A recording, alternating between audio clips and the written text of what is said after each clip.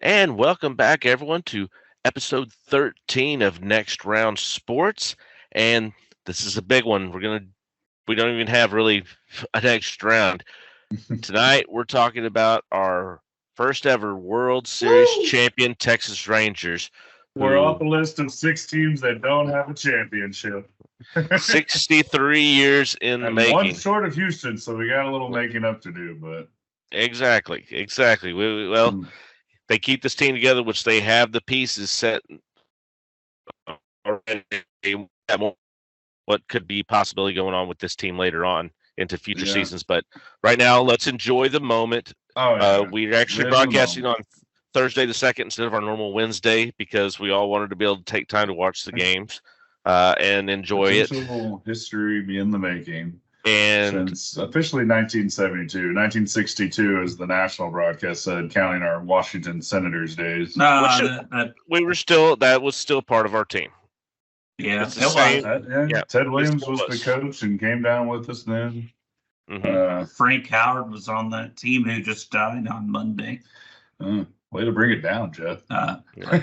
Just saying. Yeah, I guess as people can see, we're doing a little extra special broadcasting. Yeah, I'm with this guy. We're wondering. Mhm.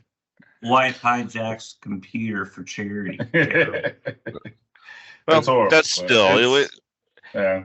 even when we have that, we had to find talk tonight. we We find a way. had to talk tonight. This I cannot mean, be postponed. Besides the historic fact that this is the first Rangers World Series, just at least there's not looting in the street, breaking down, parade on Friday in Arlington. 'cause this over by the isn't two Philly. stadiums if you're interested. Because we're not Oh, I Philly. know. But I mean, you've got crazy records. Like, to me, the road win record for this team will never be touched, 11-0. No one's going to touch that. And the thing I sent you guys earlier that has been making its rounds along, social media today is the Rangers went 11-0 on the road, and the names of every team they beat in order were the Rays, the Orioles, the Astros, the Diamondbacks that spell road. Okay, Yeah. they're just blatantly putting the script out there for everyone now. I mean, come on. Yeah. Yeah. I Seriously. mean, Corey Seager, the sixth player to win 2 World Series MVP, the second positional player to win it along with Reggie Jackson, and the first to do it in different leagues. So I mean, Yeah, that's first to crazy. do it with different teams too. I mean, Yeah, Reggie did it with the A's and with the Yankees. So he did it with 2 different teams as well, but it was 2 different did Reggie leagues. Jackson Okay. With the A's and with the Yeah. But anyways, the thing is though too, it's just like he's the only other positional player, and then the other guys were Bob Gibson and Sandy Koufax. Yeah. to do it. So Well, mostly it's pitchers that do it, but And who's I mean, yeah, different and leagues. who's saying he's not done? Who's saying he's not done? He couldn't win another one. I mean, Oh no, and we'll get he's into that already got later. more home runs than Reggie. I mean, Reggie he's Jackson. already established being in the Hall of Fame right now. Well, yeah, I mean, we're playing more games ever, so I mean, technically having more home runs, about the same RBIs, might be a little skewed, and of course, Pitchers are we're throwing. playing The more pitchers are games. throwing faster. The guys are stronger. I mean, you can go all on that whole line. Oh yeah, but I mean, Corey Seager setting himself up as one of the great postseason players of all time at this rate. And let's not forget about Adolis Garcia. The man just set the record for most RBIs in a postseason with 22. Who is now my son's favorite baseball player. Yeah. Yeah. That unfortunately had to bow out for the last 2 wins, but apparently gave a very emotional speech before the Game 4 win, where they were able to go up 3-1. Yeah, win one for the gift. That was right after he found out that he was out. I mean, when they found out he was out for the rest of it, and they rallied around him as a team. Yeah, they even They went out and won it for him. Yeah, I mean granted, we were all very concerned whenever he went out along with Max Scherzer, because me and Jeff were talking about too. We've got to win it in either Game 5 or Game 6 because there's no Game 7. Pitcher. No one was more worried about Game 7 than John Smoltz. He was more concerned about Game 7 than anyone else in the entire world. Got there. No, again, y'all didn't hear the series is still going. You have to win 5 out of. Mm-hmm. You have to win 5. It's best of 9 again. We're going back to the 20s. Although, no, I do like I mentioned earlier, the fact that they had extra security at the Diamondbacks pool, so the Rangers couldn't go jump in during their celebration. But yeah, It was. no. There was lines outside of academies and dicks. It was great to see, even if it's probably a little bad. Yeah, Rally House too. I mean, just think of all the rally houses that they've built around here in the past. People were just years waiting outside. And in a future episode, I'll be wearing my championship hat and shirt that I was surprised by my wife that she ordered during the end of the game last night. Which I'm pretty sure we'll all be at least. Well, she wanted to surprise me. She wanted to surprise me with it, but then she realized if she didn't tell me, I would go and order it myself. Well, the thing is, I want my Ugandan Arizona Diamondbacks World Series. No, I think you need to take that from a little kid in Uganda because that's the only way you're going to find those. No. Mm-hmm. Maybe you'll find it at a Ross in about 6 months or something. Yeah, this is true. That's true. Oh, but seriously, like, and I'm still I'm still trying to figure this out myself. But what was your first thought when the final out happened? To me, it was just disbelief. Like, how do the Rangers actually win a World Series? Like, I cannot wrap my mind. I'm still struggling to wrap my mind around the fact that it actually happened. I don't think I'm. Oh, you go ahead. My first thought is how much my late grandfather would have loved it. He was a huge Ranger fan. I was glad he got to see the 2011 Mavericks championship, and he passed away in 2012. And just I had hoped during 2010, 2012 he could have seen that to see this because I would have that was one thing with my grandfathers. I used to speak with him usually almost after every Cowboy game. I would call him and we would talk on the phone about almost every Maverick game. Almost, if during when the Rangers were playing, we would call during the week and talk about the Rangers, how they were doing, and just I miss those conversations. And it's now been 11 years since he passed, but I know how much fun he would have enjoyed watching this team and just the conversations I would have had with him. So that's where my first thought is how happy he would have been to see this game. And then I went and got myself a dram of Blanton's and really enjoyed that. That was a good celebratory break out the good bourbon for that. Yeah. Desperados literally brought out some red and blue vodka shots for us. Yes. Nice. As a congratulations for the Rangers winning. So shout out to Desperados. They're a great bar in town. You can get to it. Absolutely. Great tacos. Yes. Great tacos, burgers. You can go on almost. Yeah, it doesn't matter what you get at Desperados. It's delicious. It's always good. Yeah, especially the margaritas. But no, like going back, like I said, there had to be a lot of fathers and sons and grandfathers and even probably daughters and fathers and maybe some daughters and mothers, just like family texting. Because like I said, it's just baseball is technically your family sport. Oh, it is. It's the one that you probably grew up with your family around and bonded around initially with sports. So I'm sure there was a lot of like calls. Like I texted my dad and said, "Holy shit, they won!" And kind of going back a little bit to the game too. Hats off to Gowan for the Diamondbacks. Pitched an amazing game. First pitcher to lose while giving up 0 runs and 0 hits through 7 innings. 6.1. Yeah. 6.1. Okay, excuse me. So 6.1. And then the guy that we nailed this entire postseason, surprisingly, where Corey Seager got us back in game 1. Sewell, yeah. He was a lockdown, shutdown closer until he ran into us. And after somehow had his number. Well, after Seager knocked him out, he didn't pitch again until this game. When I saw him coming to the game, I go, we already rocked him. We have his number. I go, Yeah. we're up 1-0. We're about to add some more runs right here. The minute I saw him come out. And like, I feel bad for the poor outfielder who got that error. Alex Thomas. Thomas, who gave up like 2 runs. I mean, that's a 5th grade play, really. Yeah. I mean, when my son, so when we were, bad. and since the game was late, I mean, here on the East Coast, it started at 8 o'clock.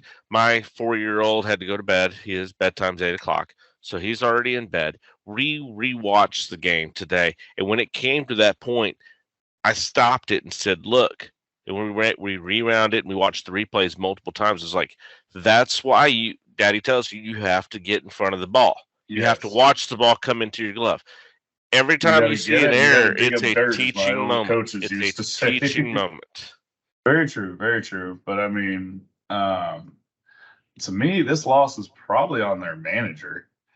The series overall, the Diamondbacks, because if you go back to game, I would say game 1, 2. I mean, think about why do you pitch to Annalise when you have Austin Hedges? Very true. Yeah, you got an open base. Up next, like you said the meme the other day, like Austin Hedges celebrating they didn't have to take it at bat. Which, by the way, sending a pitcher out there. You got that. You've got Austin Hedges is my wife's 3, where his starting pitcher is getting rocked, and you bring in your bad bullpen instead of the good bullpen, and just let that lead grow from like 5 to 10.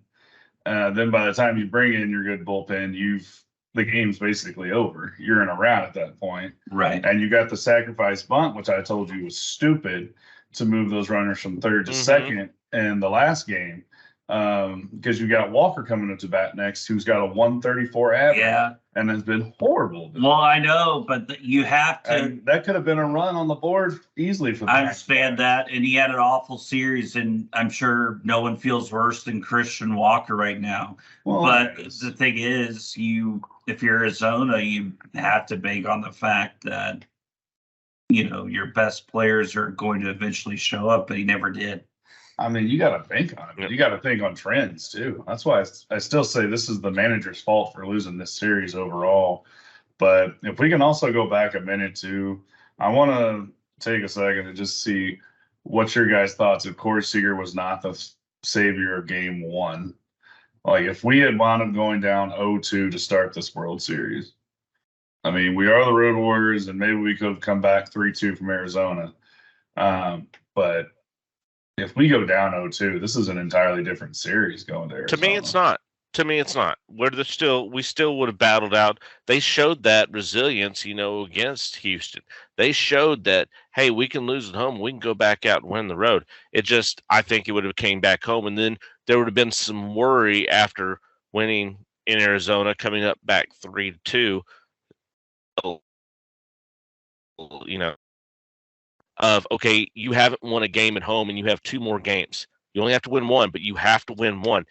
That's when the nerves would probably set in. Is if we don't get game 6, we may be in trouble now. Well, I was about to say you would have to win game 6. Yeah, and you follow that up too with the because you follow that up too with the injuries that came later. So you don't have a game 7 starter. So, but do the injuries happen? I mean, that all throws into something else. Do those injuries even happen? That the Rangers don't pitch differently in game 2 or do something differently in game 2. Who knows? Game 3, you mean? Well, no, game 2. Like I said, we'd lose game 1. So who knows to say we lose game 2? Maybe we somehow win that game because Montgomery gets pulled earlier or something. Yeah.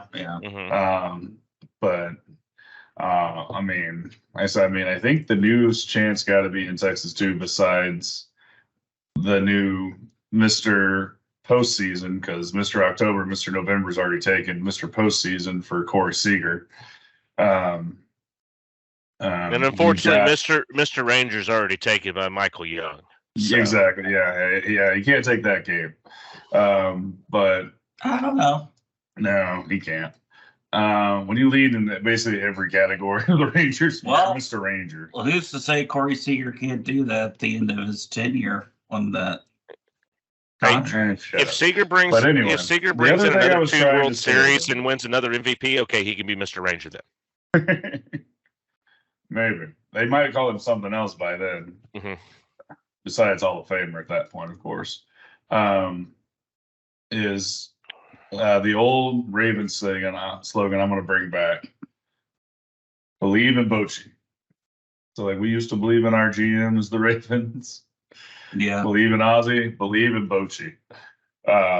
Phenomenal job, I think, by him overall. Oh, sure. I mean, I had questions. I'm not going to lie. I was like, why is he here in this scenario? But I mean, he seems to have struck gold. I mean, Sorbs had a 5 ERA in the regular season and comes in and pitches under 1 ERA for the postseason. Whatever Bruce Bochy does at this point, I mean, you truly, I mean, we joked about it before, but it's a reality now. You could never question anything Bruce Bochy does. And also, too, just think of it from, and again, I know we're living in the moment and it's really easy to do and overreact, but where do you put him in just the pantheon of coaches, managers in this area? Well, there's already a story I already read. Well, he's in the previous area with Torrey and stuff. No, in this area, not era. I'm talking about DFW area. So a DFW coaches in the pantheon of coaches. Well, what the heck you talking? He's number 1. Well, I mean, you've got Tom Landry. You have Tom Landry, Jimmy Johnson. Yes. You said area, not era. So that's what he's talking about Dallas Fort Worth area. Okay, there you go. Please, yeah, thank you for clarifying. All-time DFW. What are you talking about? I knew exactly what he was talking about. You're the one over there just flapping your gums and not listening to him for a second. I knew exactly what he was saying. He's using era and area. No, he's not. You did. You did.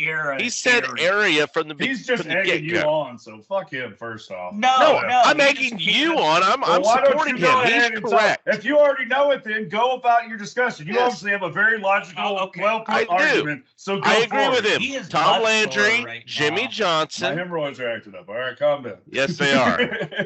You got Tom Landry. You got Jimmy Johnson.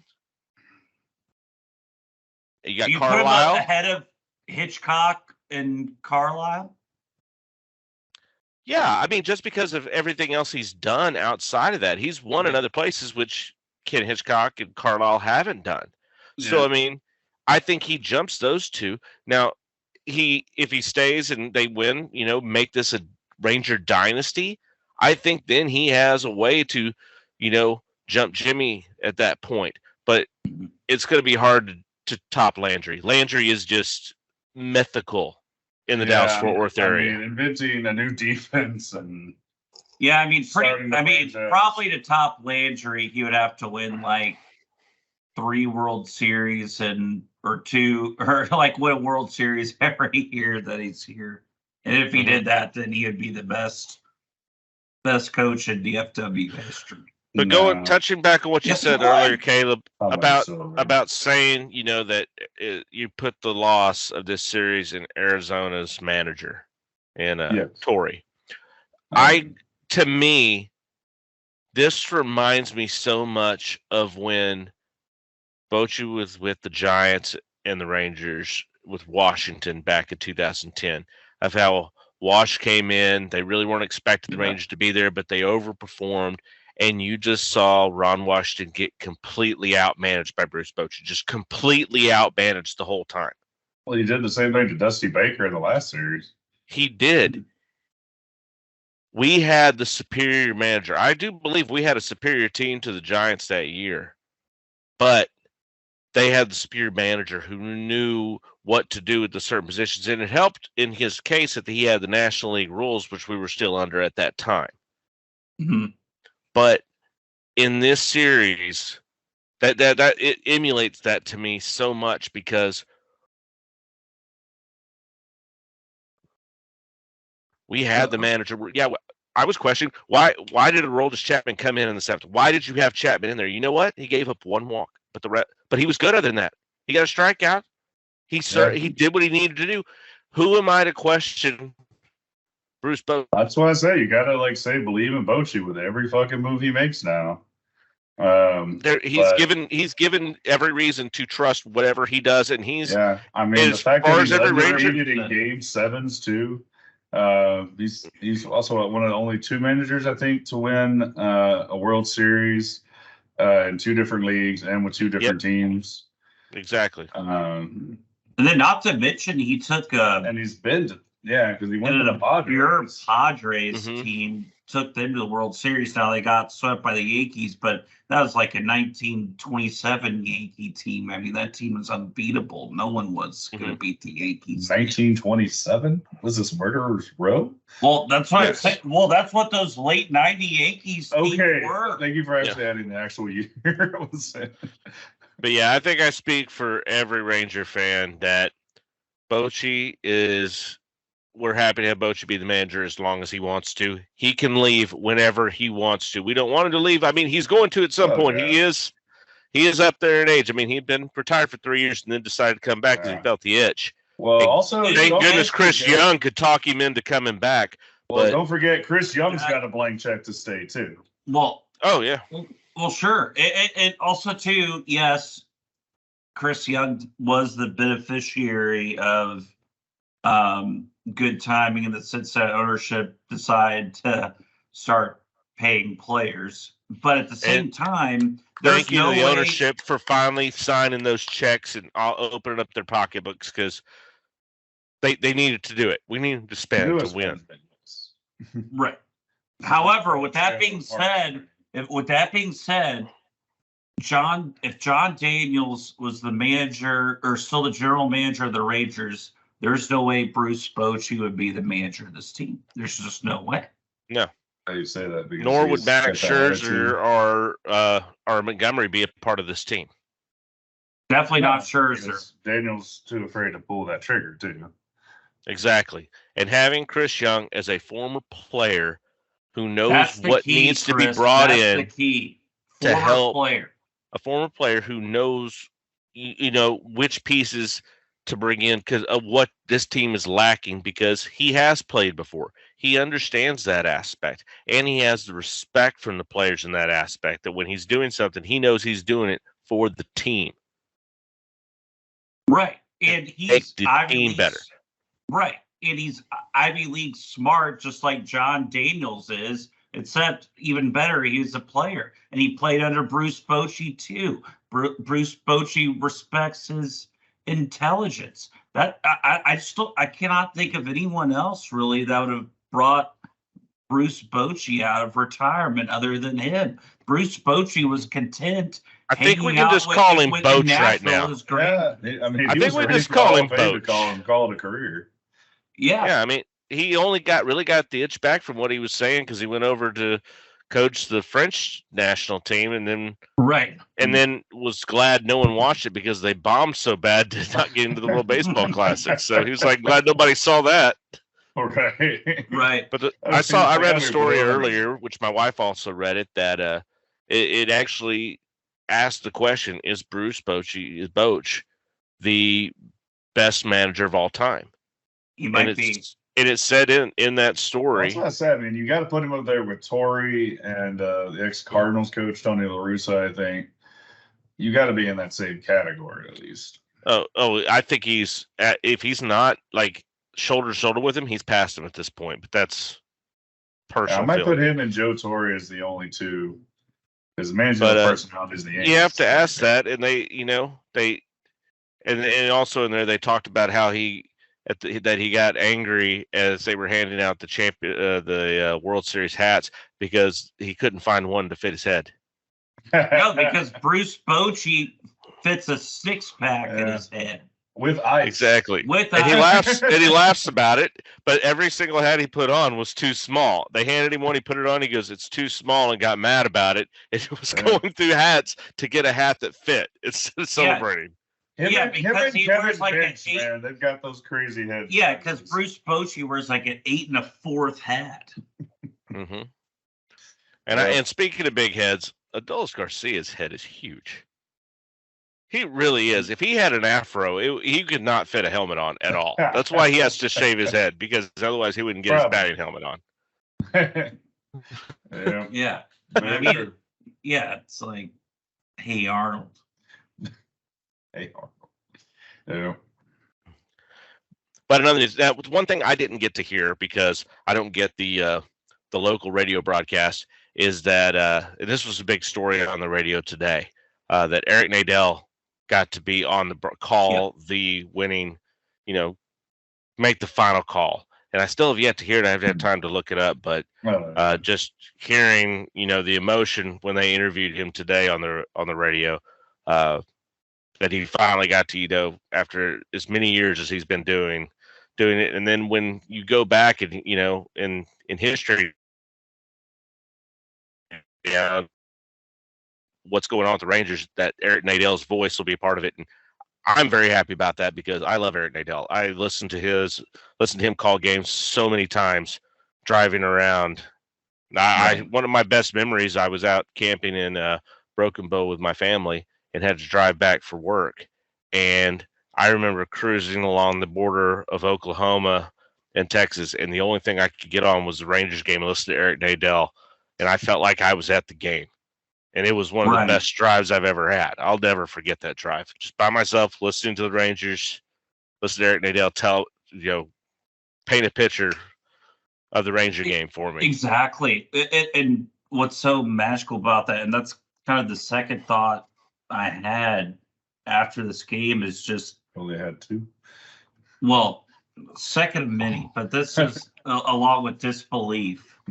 But also too, the thought I had is just I think about the people that I know personally, like you and Chris, that have religiously gone to games in Arlington for years and years. Mm-hmm. I think about my brother, who's a huge sports fan, but really his only team that he cares about is the Rangers. And I think about him, and I think about the people that have been a part of this organization for so long, like Eric Nadel, Tom Grieve, Chuck Morgan. Just Chuck people Morgan, that have put their heart and soul into this, and then to finally get it is amazing. And then you mentioned, Chris, Eric Nadel.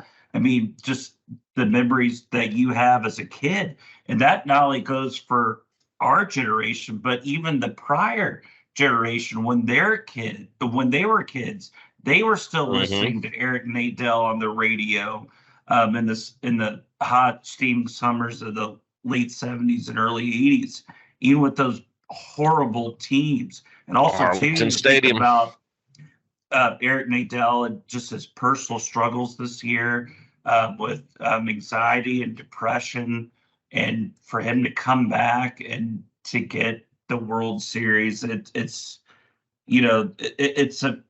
felt so happy for all of y'all and all those people that, and it was rewarding for me to see everyone so happy. So hey, we got to get the feeling you got years ago when the Nationals finally got theirs. We finally got to have that feeling that you had with. So we know we now know what you were getting to feel at that time. Yeah. And guess what? Max Scherzer was a part of both of it. I know, right? Exactly. And both the Rangers and the Nationals won on a Wednesday night. But the only thing I'll say is different about that, it's the very similar feeling. Don't get me wrong. The difference with the Nationals is that there was there was a buildup. You had attachment to these players for years and years. With this Rangers deal, it was shot out of a cannon, out of nowhere. You had 6 years of pathetic baseball, undiscussable baseball, and then all of a sudden you go from 68 wins and win the World Series. That's just what makes it just even more unbelievable. Especially when Jose Leclerc is your longest tenured player on the team. Yes. Isn't that crazy? Yeah. It's absolutely insane. Crazy? Mm-hmm. That is unbelievable. Well, one more person that you forgot to mention in that I was very happy for, who this World Series came to, Mike Maddox. Yes. Mike Maddox has been well deserving of getting a ring for a long time.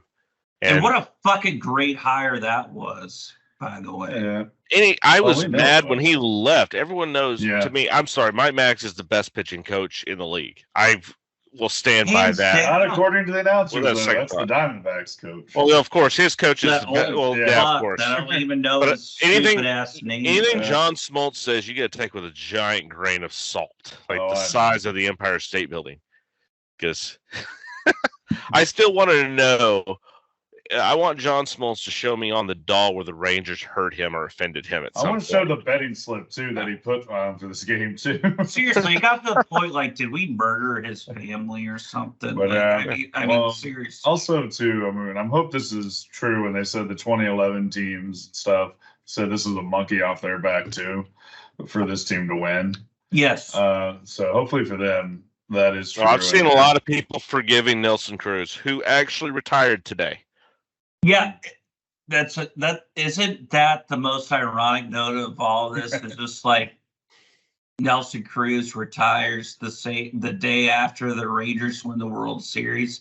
And also too, I asked Caleb this last night, obviously, because we were watching the game, and I texted my brother and asked him too, and they both said this erases the pain of 2011. Chris, do you feel the same way?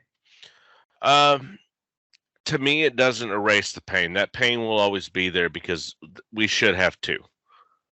But I mean, I think a lot of people saying this erases the pain is just everyone's just so happy. There's so much jubilation about we finally got the ring. We finally got this monkey off our back. To me, that pain never goes. Already had this winning. We should have already been able to enjoy this. Mhm. And we should just be now celebrating the second one right now and be tied with the Astros. So no, to me, that pain's never going to go away, but that's a good thing because that's something now because of that pain, I appreciate this one so much. Because Right. I True. had that pain. I'm not going to forget that pain. And I've had to now wait 12 years, which speaking of 12 years, I also saw this stat. The Stars won their championship in 1999. 12 years passed. Mavericks win in 2011. 12 years passed. Rangers in 2023. So apparently the Cowboys are due in Cowboys are going to 2035. 2035 when Jerry is 93.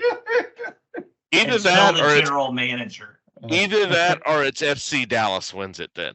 Yeah, true. Yeah, it's actually Dallas. It's FC Dallas's turn. I don't think they've got a championship, I think. I think they do. But Yeah. with the Rangers winning the World Series, they join LA and Boston as the only two cities that have had all four of the major four win a championship since 1995. Okay. Because I was about to say there are other teams in there that have won all four before. There are, but Yeah. since 1995. Since 95. And that's the key because I saw that stat misreported yesterday when people were trying to Oh yeah, say- trying to. So, we're better than. Well, no, New York teams have won that. They have. The Knicks and haven't then won it's since a like question the of 70s. whether or but not you count like Boston, Foxborough too. Are they the same thing? I think you count it's the them same as the damn thing. That's Yeah, what I it is. agree with Same you. I'm damn just thing. saying. That's like people I'm- saying, they're not the Dallas Cowboys. They're really aren't. Or the Rangers. They should be the Arlington. Well, yeah, Rangers. exactly. No. Well, that's what It's the same- Houston. See, that's same what like shit. Houston doesn't get. Why everybody else hates them. Like besides Houston and Austin in Texas, it's basically Texas Rangers because they're Yes. the Texas Rangers. It's everybody. Houston doesn't understand that it's not just a city thing. And I don't that's know the if I rea- think. Well, that's the reason why when they came to Texas, I don't think they check me on this. Jeff, go ahead and check me on this one. Look up. But the Astros weren't in existence when they came in 73. No, the Astros No, were they around were. in 62, I think, give or take. Yeah, the Astros 62. came in. So- Yeah, So- they actually They're stopped the the Rangers. Colt 45. Yeah, that's what I They couldn't stopped remember. the Rangers from coming 'Cause in for a couple. I remember years. hearing this that when the Houston was already here, so that's why they adopted the Texas Rangers instead of the Dallas Rangers because they wanted to encompass the entire state as a fan base instead of just the one localized region. Yeah, I believe that is correct as far as the name creation goes. Right. Well, also too. Well, Yeah, also I mean, because they took the name from the law enforcement agency, the Texas Rangers, and it would just sound weird if it was the Dallas Rangers. They took that name to honor that, that law enforcement agency. So right. And also too, I think it influenced on that too was since they were in Arlington, they didn't want to be called the Dallas Rangers. I think I think the ideology behind that is insane, but that's what they thought at the time. And again, it was such a different time in DFW in those days because everything was, especially in that part of town, with Six Flags and just all the weird amusements that they would put out there in Arlington is really just they're wanting to encompass more than just the city of Dallas, and it was just a weird. Well, that's true because weird time. everything in between Dallas and Fort Worth was cattle pastures. There was Yes. nothing else out there. Right, exactly. That's all it was. And you couldn't call them the Arlington Rangers, but you Just couldn't no call one them knew the where the hell Dallas they Rangers were. either. So they therefore, weren't you Dallas. had no choice but to call them the Texas Rangers. Mm-hmm. And one thing I am glad about is that they are having the parade tomorrow, which has been stated it's at 12:15 Central Standard Time, which I'm sorry, they should have done this on Saturday. They should have done it on Saturday so people could be off work and everything else, but whatever, it is what it is. 12:15 on Friday, and they're having the parade in Arlington, and they're not doing it in Dallas, which they shouldn't because Dallas does not deserve to have it. No. It needs to be there where it is around the ballpark. Yeah, it's around the two ballparks, and I think around Jerry World too. Yep. The only thing is, as much as I would love to be there tomorrow and see it, I would love to see it. I'm not jealous of fighting the traffic to get into Arlington to go to the parade. Are you guys going to the parade? To it on the radio tomorrow. That's it. Yeah, there's gonna be too much name traffic for that. Yeah, I'll be listening to it on the radio. If the citizens of Arlington had voted to bring the dart rail in, like it was on their referendum, but they voted it down, then that would be. I always said that when I was back in Texas. If they would have just voted that in, I would have gone to even more Ranger games than I already had gone to because I could have gone on the dart rail and got on and off. It was just easy. I think that speaks to everyone in DFW. For sure. But the traffic was just so miserable getting in and out of Arlington. Unless if you lived there, it was a pain to get there. No. That's why we would always stay to the end of the game. Even if we were getting blown out, you just stay to the end of the game because at least then traffic's all gone by the time you leave. Right. Just sit there and just wait. Yep. Yeah, even if you're losing 13-1 to a 5-game under 500 White Sox team, you stay to the end. Unless if you drink yourself to the point where you can't leave. I was always where you have to leave. I paid money to be in this seat. I'm going to sit here and watch it. You got to buy there now. That's hard to do these days. Yeah. Well, I mean, I was always the thing is I paid my hard-earned money to be here. I'm going to watch the whole game. Yeah, win, lose, or draw. I paid to watch it. I'm going to be here. Absolutely. The only time I haven't done that was my family's trying to be like, we're going to leave early, right? Because we're losing. Like, no. Well, especially for what I don't get is like why your family would feel that way coming all the way from Canton. To me, they'd be the ones that want to stay more. That's what I was thinking. I was like, there's still like 2 or 3 innings left, guys. Yeah, I know. It's just like you invested all that time to go, might as well stay. Now, I did leave early with the last game. I took my son to Yankees Pirates just because Yankees were winning. There were 3 innings left, and traffic getting out of Pittsburgh is atrocious right after a game. And it was a 7 p.m. start. As I said earlier, he usually has an 8 p.m. bedtime. So it was a 7 p.m. start. We left a little early to get the little guy home. We passed out on the way. So, I mean, there's always exceptions. There's always an exceptions to the rule. I don't normally leave a game early, but on that aspect, I did just for him. But yeah, understandable. Like you said, exceptions to every rule. That's why rules are rules. Man, it's just also another thing that's crazy to me. I don't have the guts to say this to my dad, but I still might say it to him anyway. You're saying it here. mm-hmm. Yeah, I am saying it here, so it is. If you can say it here, you can say it to him. Yeah, I was gonna tell him, like, it's funny how my team, your team, and my brother's team have won a World Series in the last 5 years, and I know he's gonna say, "Well, we won one in 17." I'm just like, Dad, that one doesn't count. Trash cans are not allowed at the World Series. If he says 2017, that's when you pull out a trash can and start hitting it.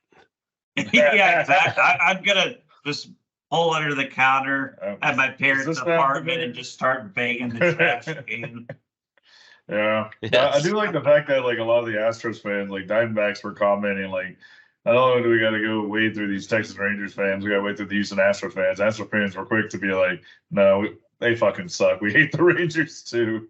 Well, So this was like really developing into a statewide rivalry, Well, which the I thing kind is- of enjoy, and it's fun. the thing is, what's crazy is They that hate them, they hate us. during game one, my mom wanted my dad to cut over to the Rangers game on their TV, and he just like refused to do it. And then my mom got pissed off and said, "You can just go upstairs and go to bed." and then my mom just cut on the end of game one. Oh, when the comeback came in. Oh, that so was it's your mom. So your mom's credit for Seager tying that game up and Exactly. Adolis getting that home run. Yeah, that was the last of the spirit bomb we needed.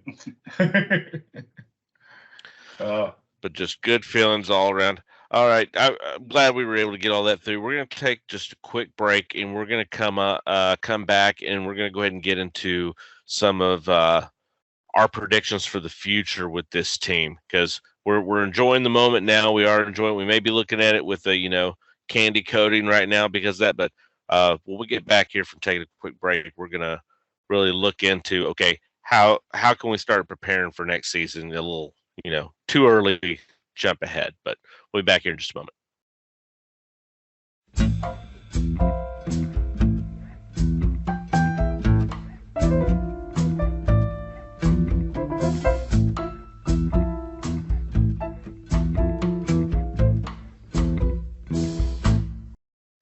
And welcome back from the break. As we're still enjoying and relishing in this World Series victory, first ever for the Rangers, 63 years.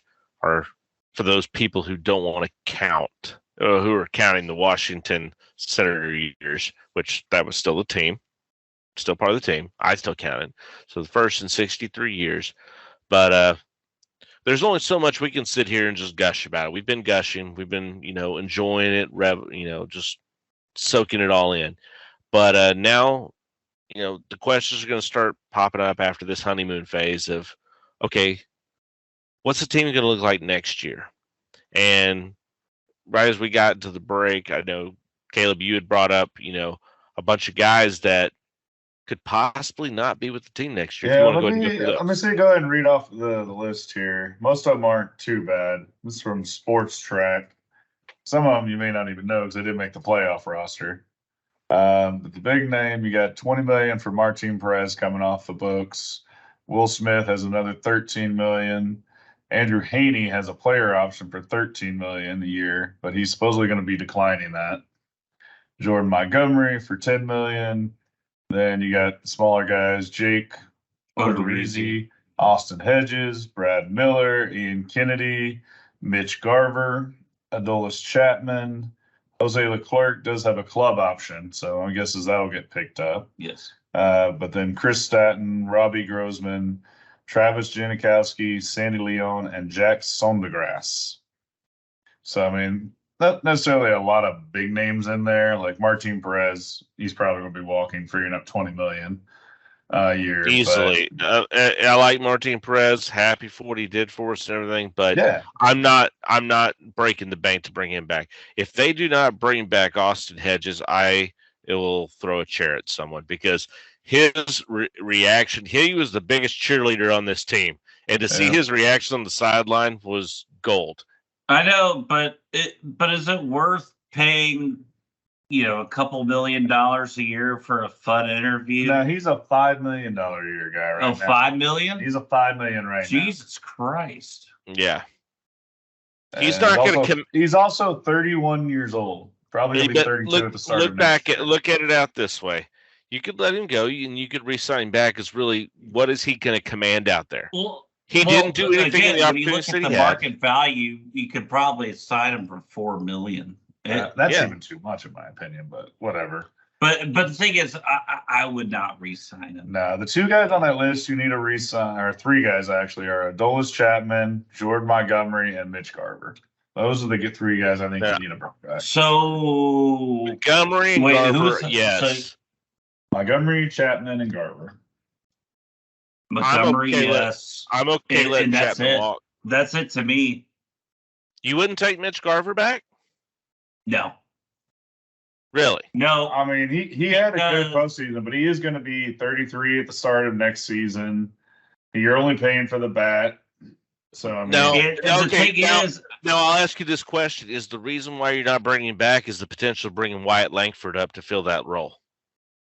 No, that's different because Langford is outfield and you got Duran still hanging on the. But Garver was DHing.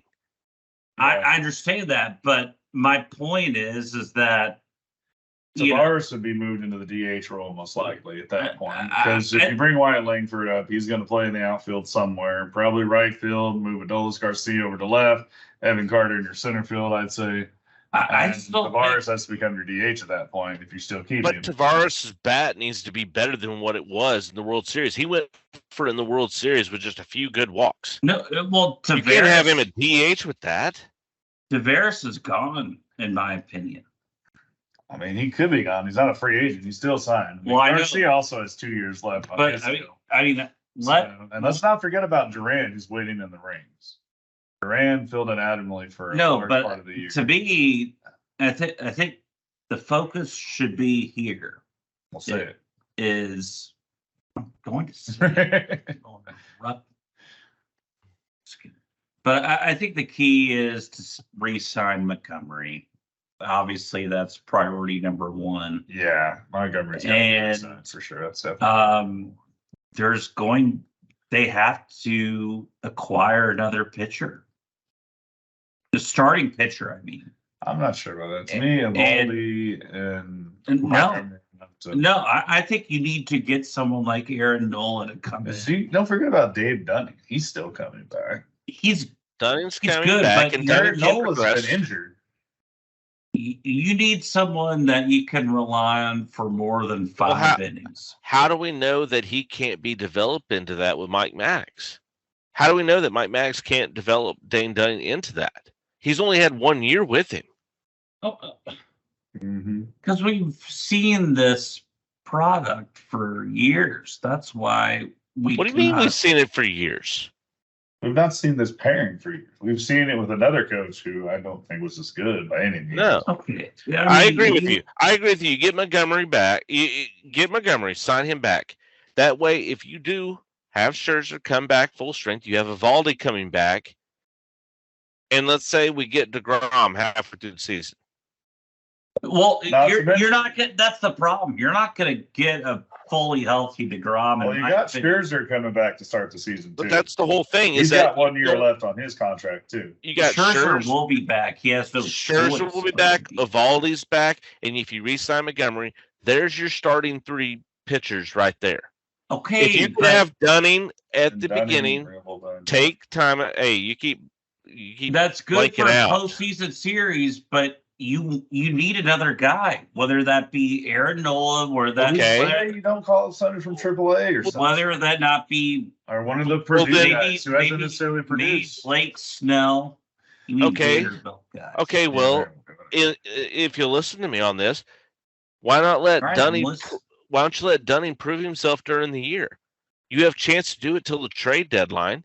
Why not let him just go out there and prove it that he can do it and he can handle the job. If he can't, then maybe, That's true. you look at making those trades for those guys. You may have some pieces because you give Wyatt Langford the chance to come up and battle for position. If that leaves Tavares or whoever else, one of your outfielders, as the odd man out because they can't handle the pressure, then that gives you some other trade pieces that you could put in to go getting one of those guys. But why not go ahead and let Dane Dunning go out there and prove I am the guy. I can do this. And yes, as we said, DeGrom coming back halfway through the season isn't going to be 100%, but who's not saying he's not going to be 100% or close to it by the time the playoffs come up? And if he can just ease him in and Dunning's doing well, or at least just good enough just to ease him in, and you've got 3 studs, and that's saying that we don't have any other injuries like we had this year, such as. I don't even want. I still don't even want to put DeGrom in the equation anymore. I really don't. We have to. Well, I think you're fine because he's under contract. You got 4 basically. Well, I mean, yeah. It was you tried, and it failed, and that's okay. You gave him 1 year. We had the World Series title. Let him. But my that's point fine. As long as you got him under contract, kick the tires on the guy. Yeah, it doesn't hurt. You did it without him. Okay, you could try, but you have to prepare for life without Jacob DeGrom, regardless. Look, we already have. We won a World Series without him. So just add him in for Scherzer and Montgomery. That's why you traded for him. Okay, so my point is, first off, you have to resign Montgomery. Yes, we agree with you. And we agree with you on that. We agree with you. So, but to me, that's the only guy you re-sign. Yeah, I mean, like I said, the 3 guys I'd like to see back. Now, I think you need to re-sign Chapman too, because the free agent market is not good. Hell fucking no. The free agent reliever market's not good. Why would you re-sign Chapman? Because he's at least a decent freaking reliever. What are you going to resign him for? What are you willing to resign him back for, though? That's the problem. Because I'm veteran minimum. Veteran, if he'll take veteran minimum, then I'll take him. For veteran minimum, he got, but no more than that. He got about $4 million, basically $3,750,000. Supposed market value 7. That seems high to me, according to this chart. My guess is to be about maybe $5 million for a World Series win. No, maybe, but it could be even $4 million. Who knows? If someone out there, Chapman knows he's near the end of his career and did not pitch well necessarily, but he was our setup guy and got us to Leclerc, and they won. If this is all going to depend on. He didn't have a blown save, I don't think, either in the postseason, even though he pitched very erratically. Yeah, at this I have to go back. At this point in his career, what does Chapman want? Does he want to get one bit more big payday, or does he want to try and win another championship? Well, because he's going to get one more payday. Because if he can get a payday, he's going to go back to like a team like the Royals, where he went to at the beginning of the season, and then get traded to someone else later on, which is fine. If that's what he wants to do, that's what he wants to do. I don't fault the guy for that. I think he could easily do that. I don't fault the guy for that. Go get paid while you're getting paid. Go make the money while you can. It's the same with Mitch Garver. I'm not paying him the money. I'm not paying Chapman the money. I'm not doing it. Yeah. No. I'm not too erratic. Mitch Garver's current market value is supposedly $10 million for a 33-year-old catcher that has There's no way I'm doing that. Hey, and also while we're talking about starters, I just remembered because I forgot it, but we've all forgot it. We still have John Gray. Yeah, that is true. We still have John Gray there who came in and he had a phenomenal World Series, really. Stellar coming out of the bullpen, which was not expected. So look for him to make a push back and be back in the starting rotation as well. So that's true. So let's just think about this logically here, emotions aside. So our starting rotation, and I'm not saying this in any particular order. No, but we need to re-sign Montgomery. We've established that. Yeah. You'll have Scherzer. You'll have Evaldi. So that's 3. Yeah. And then Gray. And Dunning. And then Dunning. So and then you got DeGrom waiting in the wings, even though Jeff doesn't put him in there. I don't even equate him in the situation. I don't. I'm sorry. I know, and that's fine to do that, but to have him as a bonus of basically that's like getting a free agent brought in if he's you don't True. have And he you pitched don't have to well when he rush was him in. healthy. But you don't have to to rush Except for one game. you have to sign somebody. I don't think you do. Not with I don't Gray. either. Not starting pitcher wise. Oh, that's bullshit. Reliever? No, I don't. No, I it's don't not. think you do. Reliever, to- I think you got to sign somebody. But You have Were to we- sign at least a were- couple arms. In the Were bullpen. we able to? oh, yes, reliever, yes. Starting pitcher, Okay, no. just because you survived and somehow won, you You've got 5 decent pitchers we've just Hey, named off that could we caught- start we a caught- big league game. We caught lightning in the bottle when Spores did what he did because no one expected him to come in when in Baltimore and do what he did through the rest That's what I of the said. He playoffs. had a 5.50 ERA in the regular season and came Yes. in and pitched under an ERA the entire postseason. That's freaking crazy. It's and I'm absolutely just- absurd. So he earned his spot there, but who says he's not going to have an over 5 ERA through the rest of the season again? We don't know that. He may be just a playoff guy, and that's fine. If he's a playoff guy, get to the playoffs, then you can trust him there. That's cool. But at the same Okay. time, But- you need to get to the playoffs. You got to have guys you can trust. So that's where we need to spend. And I understand what you said, Jeff. The market is thin at that. We might need to start trying some of these arms from the minors and bring them up in that opportunity and Yeah. see what they can do. That's the thing. And I mean, one of the big name free agents this year is Josh Hader, one of the best Yeah. closers in the league. I was about to say, good So, call. I mean, that to me is the dream free agent right now is Josh Hader. yeah. All right, And so- hopefully he can keep it going. So if we can land Josh Hader, but we in that opportunity of landed him, we lose Montgomery. No, no. Is that something we want to do? no. So It's not because an even trade. no, because at that point, what you're going to have to do, I mean, if you can't do that, then you're going to have to say again, get a Blake Snell, get perhaps even a freaking. I know this sounds crazy, but Clayton Kershaw. Yeah, it's true. He's either going to retire or he's going to sign with Texas or Dodgers. That's basically his options as a free agent this year. Yeah, Well- I would kick the tires on Kershaw, especially if you have him as your 4th, 5th starter. I'm okay with that. Well, it would be kind of funny to have Clayton Kershaw start your season, get injured, then DeGrom come in and be the That would be funny. That would be second very half funny. guy. Or Blake Snell is also is an option. Yeah, Blake Snell, and he's NL. But Cy that's Young what I'm most just likely. saying. Are you willing to sacrifice Montgomery for that point in the option? Okay, yeah, we'd have maybe go look at Snell or Kershaw or something else later on in the season. But to get that lockdown where you could set Leclerc up as Well, maybe see, the your good 8th thing inning is you're guy. shedding $19 million with Martin Perez. Will Smith's losing $13 million, so you've got enough there. For Oh, I'm Hader. okay Plus, letting both of them re-signing him, go.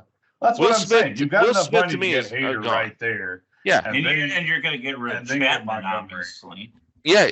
I still think you need Let to sign Chapman Chapman. go. No, you do not need to sign Hey, Chapman. If he goes away or it's too crazy high, then yeah, let him walk. But If you can let if you those can get him three, for a if you can reasonable let those deal, three then go yes. away, and you can get Hader in as your closer, you can move Leclerc and have Spores. So that's Spores, Leclerc, Hader as I- your I 7th, like that. 8th inning, I 9th like that. guys. I love that.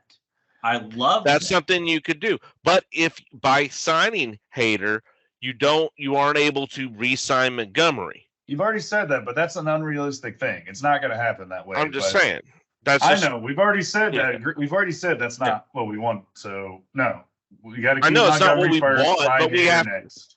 okay. Well, That's to me, I'd rather cool. sign Hader and let Montgomery walk because Yeah. I have trust in these other pitchers. I have trust in John Gray. To me, that leaves you with a hole in the starting pitcher, and I'm with Jeff. And you've got to go find a starting pitcher, which is harder to fill True. than it is It is. the bullpen. Right Your now, internet that's what I'm looking sucks. at is Scherzer, Evalde, John Gray, and I'm giving some trust to Dane Dunning, and let's see what's going on with that. It's 4 without Montgomery though. You don't have your 5th starter. You're going to have to bring Fifth somebody starter, up. okay, or then sign I'll somebody. bring somebody up, and I will start testing those arms, especially early in the Well, season, that's the and see problem. what There goes on. isn't anyone else on the pipeline Yeah. because Pitching on the pipeline is Because not Jack- good. It's all Jack position. Leiter is sucked. Kumar Rocker's injured. then at that point you have to sign Unfortunately, the starting as pitcher. bright as it is position-wise in the prospect pool right now, Wyatt Langford, and there's another shortstop and another catcher. I think I'm forgetting their names, so I apologize.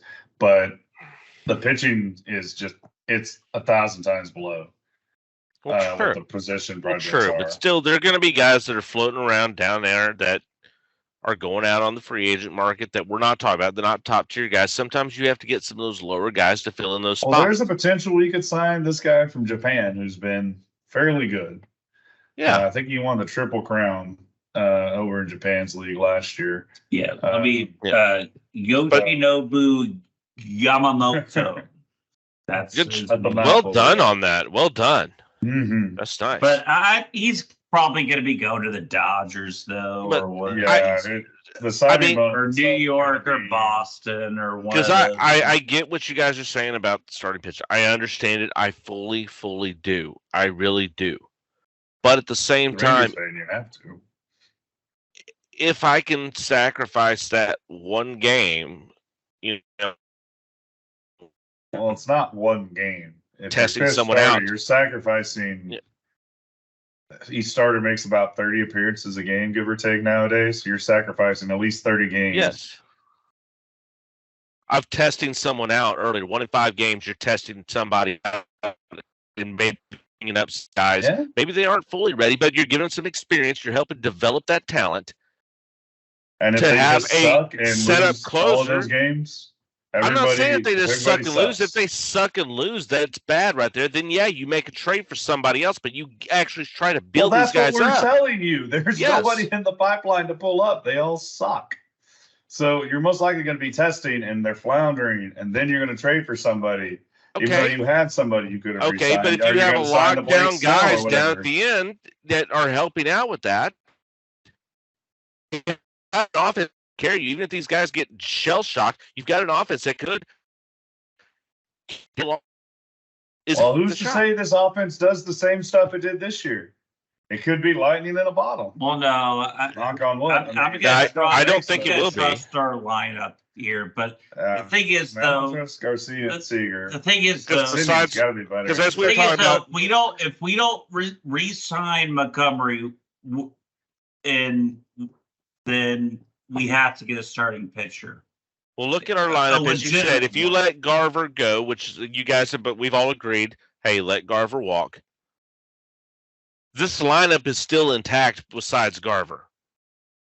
Sure. And you've got Duran, you've got Tavares, who could possibly get better. Yeah, And you've got Wyatt Langford, who's being added most likely next year. too. Yeah, So, I I think mean- so too. having So, I this, mean- the offensive power is. You're looking at it's- probably. You're looking I mean, at. they were the number 2 defense. Let's not forget about that. They too. were They defensively. were the number 2 defense fantastic. in the AL. So I mean, you're just going to get better when you bring Wyatt in, I think. So I mean, if you've got, say, the number 1 defense and they were the number 1 offense in all these categories, and they kind of fell off near the end. But I mean, like I said, this is a team that is built to win for a couple of years. But you got to keep that starting pitching. Because I mean, as old as it is right now, because that's where our weakness lies, is the starting and bullpen. Because if you lose one of those guys, Montgomery was our most consistent starter since we got him, best postseason pitcher we had, and that's why we think we got to resign him. But you've also got to get. I think bullpen Evaldi guy. was the best postseason pitcher we had. No, but No, No, well, he you're was. okay to be wrong. He had No, good he starts, was. I'm not gonna lie. no, but well, I think Gavaldi was, but the reality of those, you have to ask yourself, for the sake of giving up Montgomery, would you rather have, say, same argument. no, hold on. Would you rather have Josh Hader instead? I'd rather have them both. To be I honest, know would that. rather have I would Hader. I'd rather have thinking the Montgomery. question. I was bringing up the question for argument. I know. That's what it was. Well, I would I'm like to have saying, them like, both. No, Same but question he just asked. no, but would you rather have him and say Kenta Maeda fill out your rotation? So yeah, kids Maeda and Hader basically instead of Montgomery. Right. I'd be fine with that. I would be fine with that too. I would be. So then I guess But maybe that would be the answer, is if, say, you got someone like Kenta Maeda to fill out your rotation, with Josh Hader instead of Jordan Montgomery. I don't know if I'd rather have that or not. I mean, I want to bring back Montgomery. That's my option A. Don't get me bring wrong. back Montgomery. Now, as I just said, I thought Evalde was the best postseason pitcher, but I want Montgomery back. I like what he did for us. I like the guy. I think he's a solid pitcher. Even talked to my father-in-law, who, when Montgomery started with the Yankees, he goes, I don't want to ever rid of him. He's just a solid guy. He's a guy you can consistently count on. I don't want to get rid of him. I would like for them to sign him. I would. Do you pay 4 years, $80 million for Montgomery? And he is 30, going to be 31 starting next season. That's the key. That's what you have to ask yourself. That's what Chris Young is asking himself right now. Now, the thing with baseball is money's not guaranteed. So it's not guaranteed. It's not. So you could say, well, I got you after 3 years. Is he going to command that out in the open market? Yes. Market value, according for him, is $18 million a year, 18.5. And he's going to ask for 4 years for 80. That'd be my guess. That's his first contract. Yeah. He's coming back. Would you pay 4 years, $80 million for Jordan Montgomery? That's the question you have to ask yourself, ultimately. And he made $10 million this year. That's hard to do. I say you do it. But then how are you going to bolster your bullpen? Position-wise, you're set. And you're shedding enough money position-wise, you're set. him. Yes. But how are you going to bolster your bullpen? How are you going to do any of that? Will Smith, Martin Perez is $20 million a year right there that you can go give Hader if he wants $20 million. Okay, but that's the problem. The only thing I don't mean to play. It's not like we're above a salary. No, I don't mean to be playing both sides here. But break my shit. No, Fence center. I don't mean to be playing both sides here. But what if Hader? Let's just say this: you have 4 years, $80 million for Montgomery, or say 3 years, $90 million for Hader, and then it's the same basic question. But 1 year and say $9 million for Kenta Maeda. What do you do? You get Montgomery. You don't sign the Japanese guy for 1 year with a crazy signing bonus you're going to put on top of it. Well, no, Kenta Maeda is. Oh, Kenta Maeda, excuse me. Yeah, not Yamamoto. No, the Japanese. The Japanese dude, he's going to super big market team. Shoto Tony thought he was too until he landed with the Angels. Well, they were at the time. Yeah. But Porter, what do you do in that situation?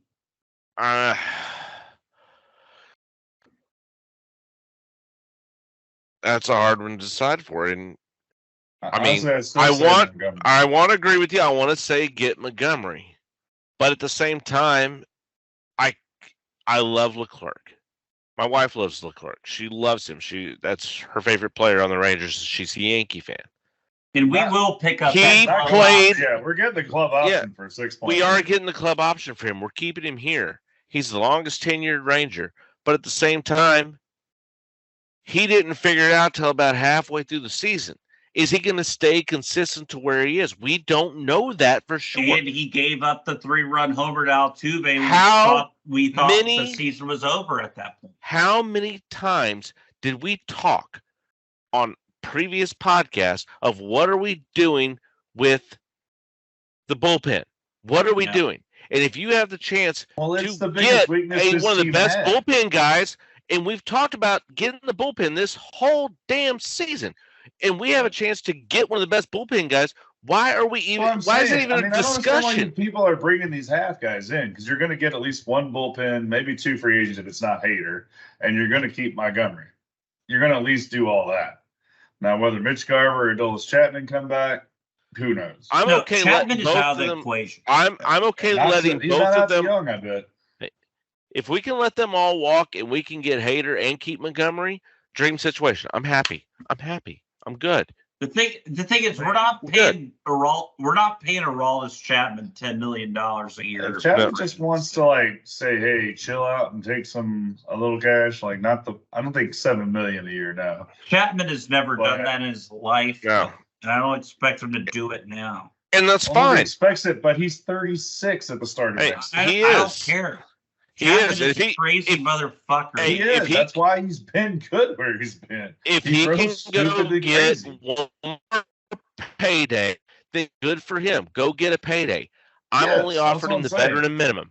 That's it. Nothing more because of his age. Do a little more than veteran. No, I'm not.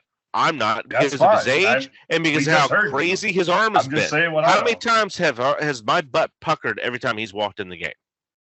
Too many times. Every single time my butt is puckered up too. Our butt puckers every time he starts. How many times? Every time Leclerc starts. How many? Yeah. Every time Sorb starts. Okay. I mean, okay. Our bullpen has just been that shitty. But no, it puckers anytime somebody comes in. I understand that, but it's even more with Chapman. It's just like, for love of God, how many times have we seen him throw one pitch and we want his ass out there?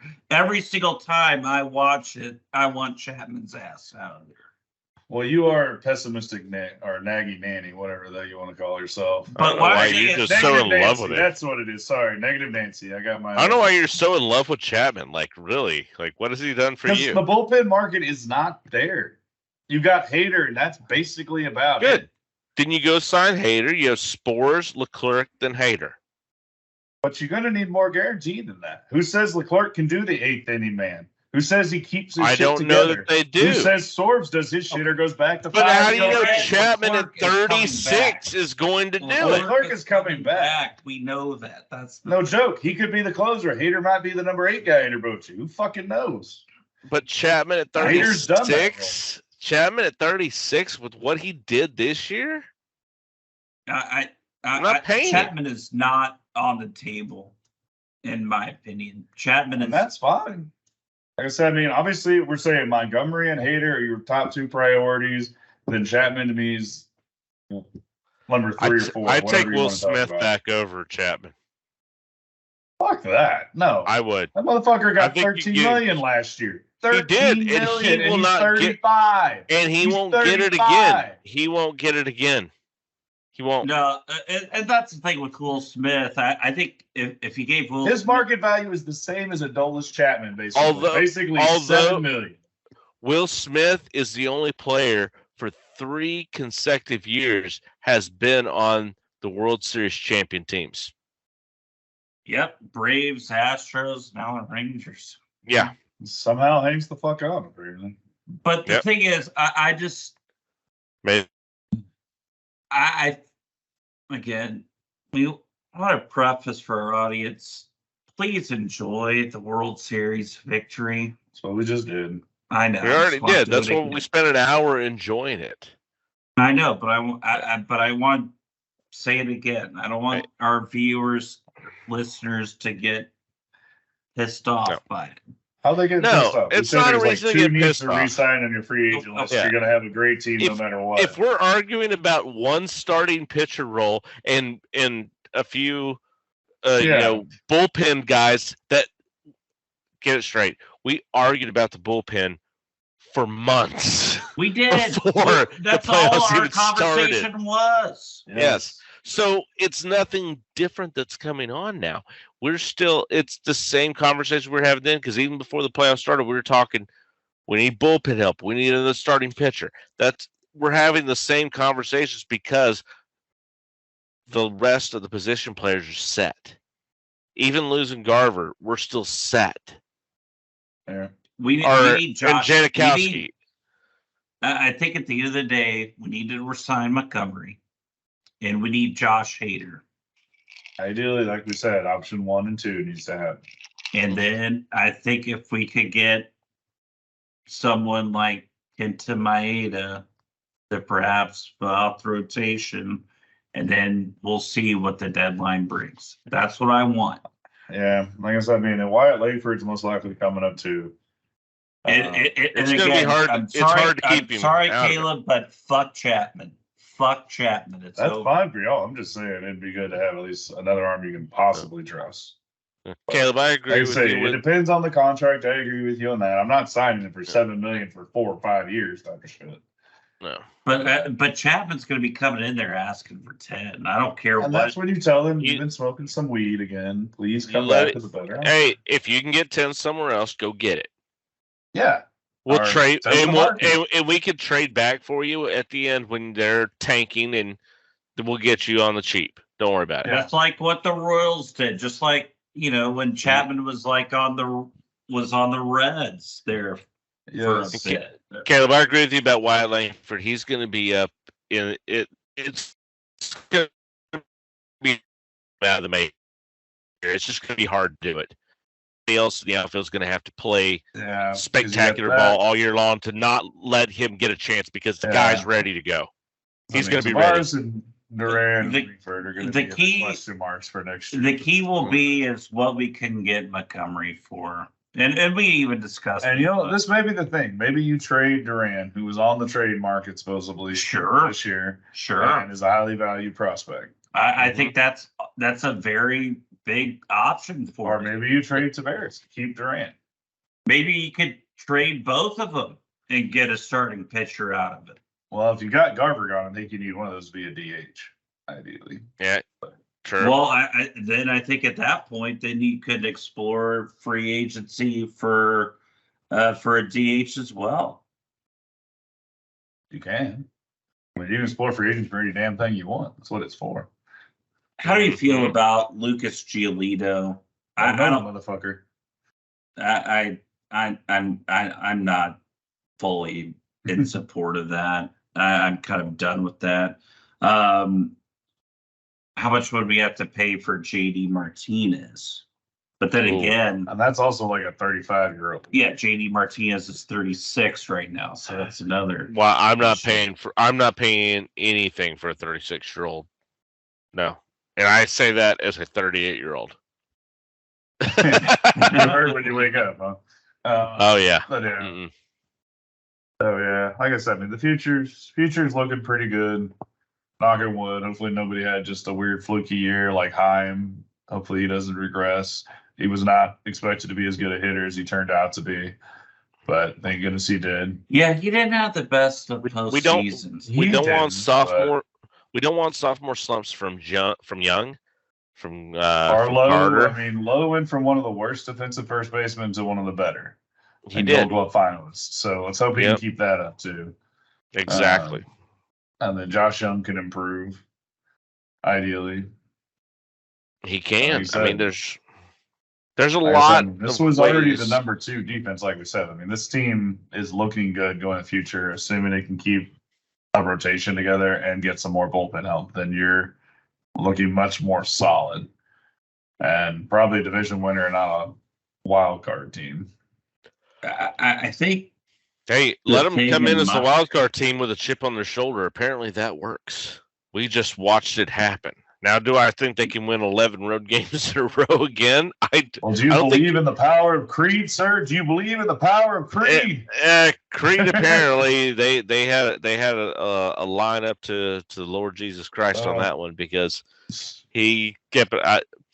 We talked about this earlier, Caleb, and you brought it up. This 11-0 on the road, I don't see that record ever being broken. No, At Not even all. The Rangers tying it again. I don't think No, that's just a crazy. No. it was that's- absolutely that's not- absurd to win every we won't see single road that. game. Yeah, and the fact that our road record is better than our home record is supposed to. Well, but too, that's what made it so bizarre about the Astros as well, is that their road record through 81 home games regular Yeah. season Well, was the 30. Astros' home record was also in the regular season was below 500%. It was below 500. Well, that's my point. Yep. Is It Mhm. wasn't that, in the postseason. I mean, we were or, better. excuse me, what I'm saying is, So, I mean, our road record in the regular season was only 1 over 500. right, but I'm just saying in the regular, what made it so bizarre with Houston, and if I had said postseason record, I apologize, but home record in the regular season was 39-42. That's amazing.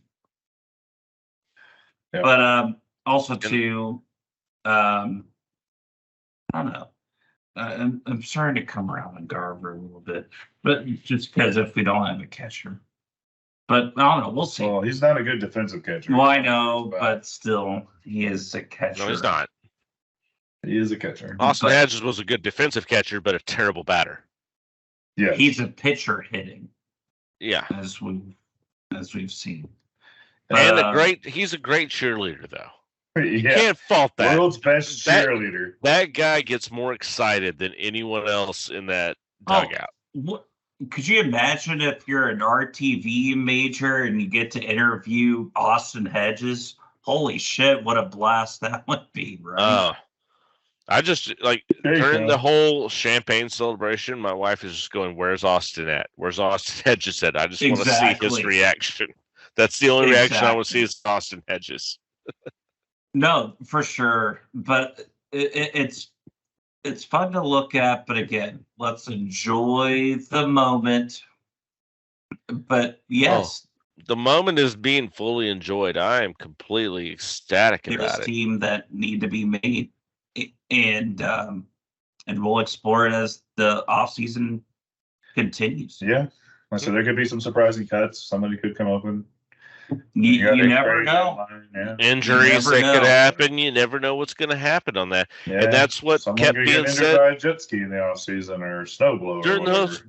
during the whole postseason. They kept talking about the Rangers next man up, next man up, next man up, and that this is a team that embraced that. I mean, everybody talks about that whenever injuries happen. You got to have the next man up, but to see the team embrace it and literally embrace it and almost get motivated even more by it, playing better because of it, especially the way that they played for Garcia after he got knocked out from Right. injury in Game 4. It just And also too,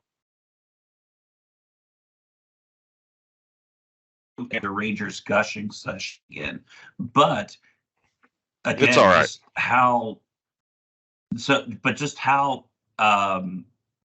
this team was just able to completely embrace the Adelise rally speech, apparently, and the courage that it took to have him learn English and just go through that All Cuban defection and all the fun. and all of that. Yes, it's amazing, just amazing It's a story. good story. A fantastic story. Waved by two teams, including the Rangers.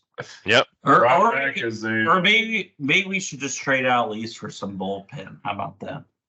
Hey. We'll build a statue for him, Hey. and then we traded Sammy trade Sosa. trade for some bullpen. Yeah. Hey, you could get a Walter Payton light trade right now for him. Yeah. You really You might could. be able to. So if we do that, we're calling the Padres because they got a bunch of free agents they probably want to unload. Yeah, let's They'd get be one happy to Soto do in here now. Yeah, one Do Sosa. that, and then you can move Wyatt Langford, put him out in right field. Yep. Settled. Yogi Done. Tavares for Juan Soto. Done. Kick the tires on that deal. I'm not gonna lie. At this rate, Juan Soto's market values. All right. Well, was there anything else you guys wanted to cover here with the Rangers? Otherwise, we're going to go ahead and move into a quick break, and we'll be back and jump into some sports gumbo. Sounds good. Yep. I'm Yep, we're exhausted good. with Ranger talk. I just want to enjoy Well, this. just stop it. Yeah. That's Hey, fun. we have enjoyed it, and we're going to continue to enjoy it. But we'll be back here in just a few minutes with Sports Gumbo, where we're just going to touch into all of the other sports. Just hit there, quick pieces, throw it into the gumbo before we wrap up for the night. Because this is the night we're giving all to the Rangers and into baseball. So we'll be back here in just a few moments. That's good. That's good. Man, that's good. That's what you call gumbo. Poor man gumbo. And welcome back from the break. We've been very Ranger heavy this week of next round sports, but now we'll go finally to the next round, which is going to be the sports gumbo, where we're just going to go ahead and bump through everything that we just didn't have time for because we're just too busy enjoying this Rangers World Series. I mean, so great. But want to go ahead and go ahead and start it out there here in the NFL, and go ahead and I know Caleb. Before we get into the other ones, I know you had some Baltimore Ravens stuff you wanted to talk about, so we'll go ahead and start off with you. Okay, yeah. Congrats to Baltimore, hanging on to Arizona and beating them. Although they gave up surprisingly way more to a tight end than they should have, all they've done all year. But the main stats are Ravens win of that game. Lamar had another good game. Kevin Zeitler has now become the 17th player since 1991 to beat all NFL teams. So congrats to him. Also, you've got recent news of Dobbs being traded to Minnesota, so he's no longer with Arizona. After He's now gonna be their starter. And so who's the Arizona starting quarterback? That's a good question. I don't know who that is at the moment. Kyler Murray.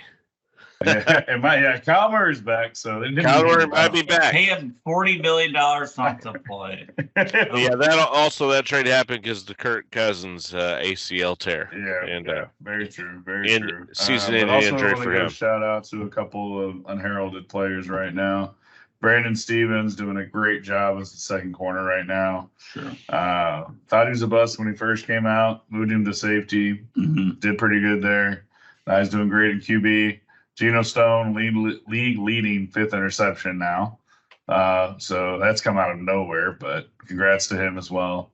That's unbelievable. Yeah, Justin Marmaduke being crazy on the defensive line too. And it's still crazy to think the Ravens still lead the NFL in sacks. Well, and that was the big question coming in this year of who's the pass rush? Exactly. Who's going to be the guy? Mm-hmm. Mm-hmm.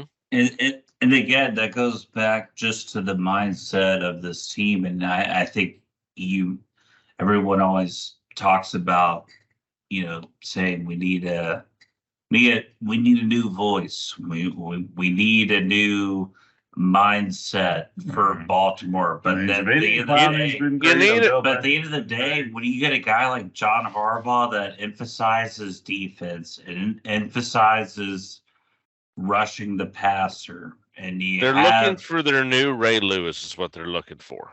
No, that's Roquan Smith. They found him. They need their next Terrell Suggs. Ah, okay. But fair enough. Though, what the Ravens are looking for now, just from an outsider looking in, is that they need a playmaker on the offense that they can rely on every single time, with the exception of Lamar Jackson, which they are missing. Gus Edwards had a great game, 3 touchdowns, 94 yards. But it's somebody different every game, basically. Right, because they need that consistent threat. They need that CD Lamb. They need that. Is about the only guy that's consistent on that team doing stuff. Yeah. Right. You need a consistent. We also need to stop trying to have Zay Flowers do screens all the damn time. Todd Monken, please let him run the ball. Zay Flowers doesn't do screens. They need to send him out. You're finally going to realize that Todd Monken doesn't know what the fuck he's doing. I didn't say that. I said let him fucking run the ball. He's been hating on him for a while. Because in that Pittsburgh game, you're saying it wasn't Todd Monken's fault. It wasn't, but I also found out more later on, thank you, good sir, that he had never thrown the touchdown shade before. Oh. So if you've never thrown in your life, that makes that interception pass a lot harder to throw and makes it much more reason why Joey Porter Jr., who's not necessarily a good, cute cornerback, got the pick. The thing is, the touchdown fade is never a good call. It really isn't. It's one of the hardest passes. Regardless, the Ravens do have a good contest this week going up against Seattle. The NFC West leading Seattle Seahawks, which to me is very surprising after the Seahawks are after the 49ers have been on a 3-game losing streak since Greg Kittle put up the F Dallas shirt. That's what you get, buddy. And the good thing is... And who's the last team to beat them? Who was it, Jeff? Who beat the 49ers last? The Bengals. Yeah, that was a big win. That was a big win against me up like that. But also, I think I'm not concerned about Baltimore this weekend because Baltimore will kick Seattle's ass. I think they'll obliterate Seattle because I don't think Seattle's very good. Their defense is pretty good. And the Bengals should have lost that game to Seattle.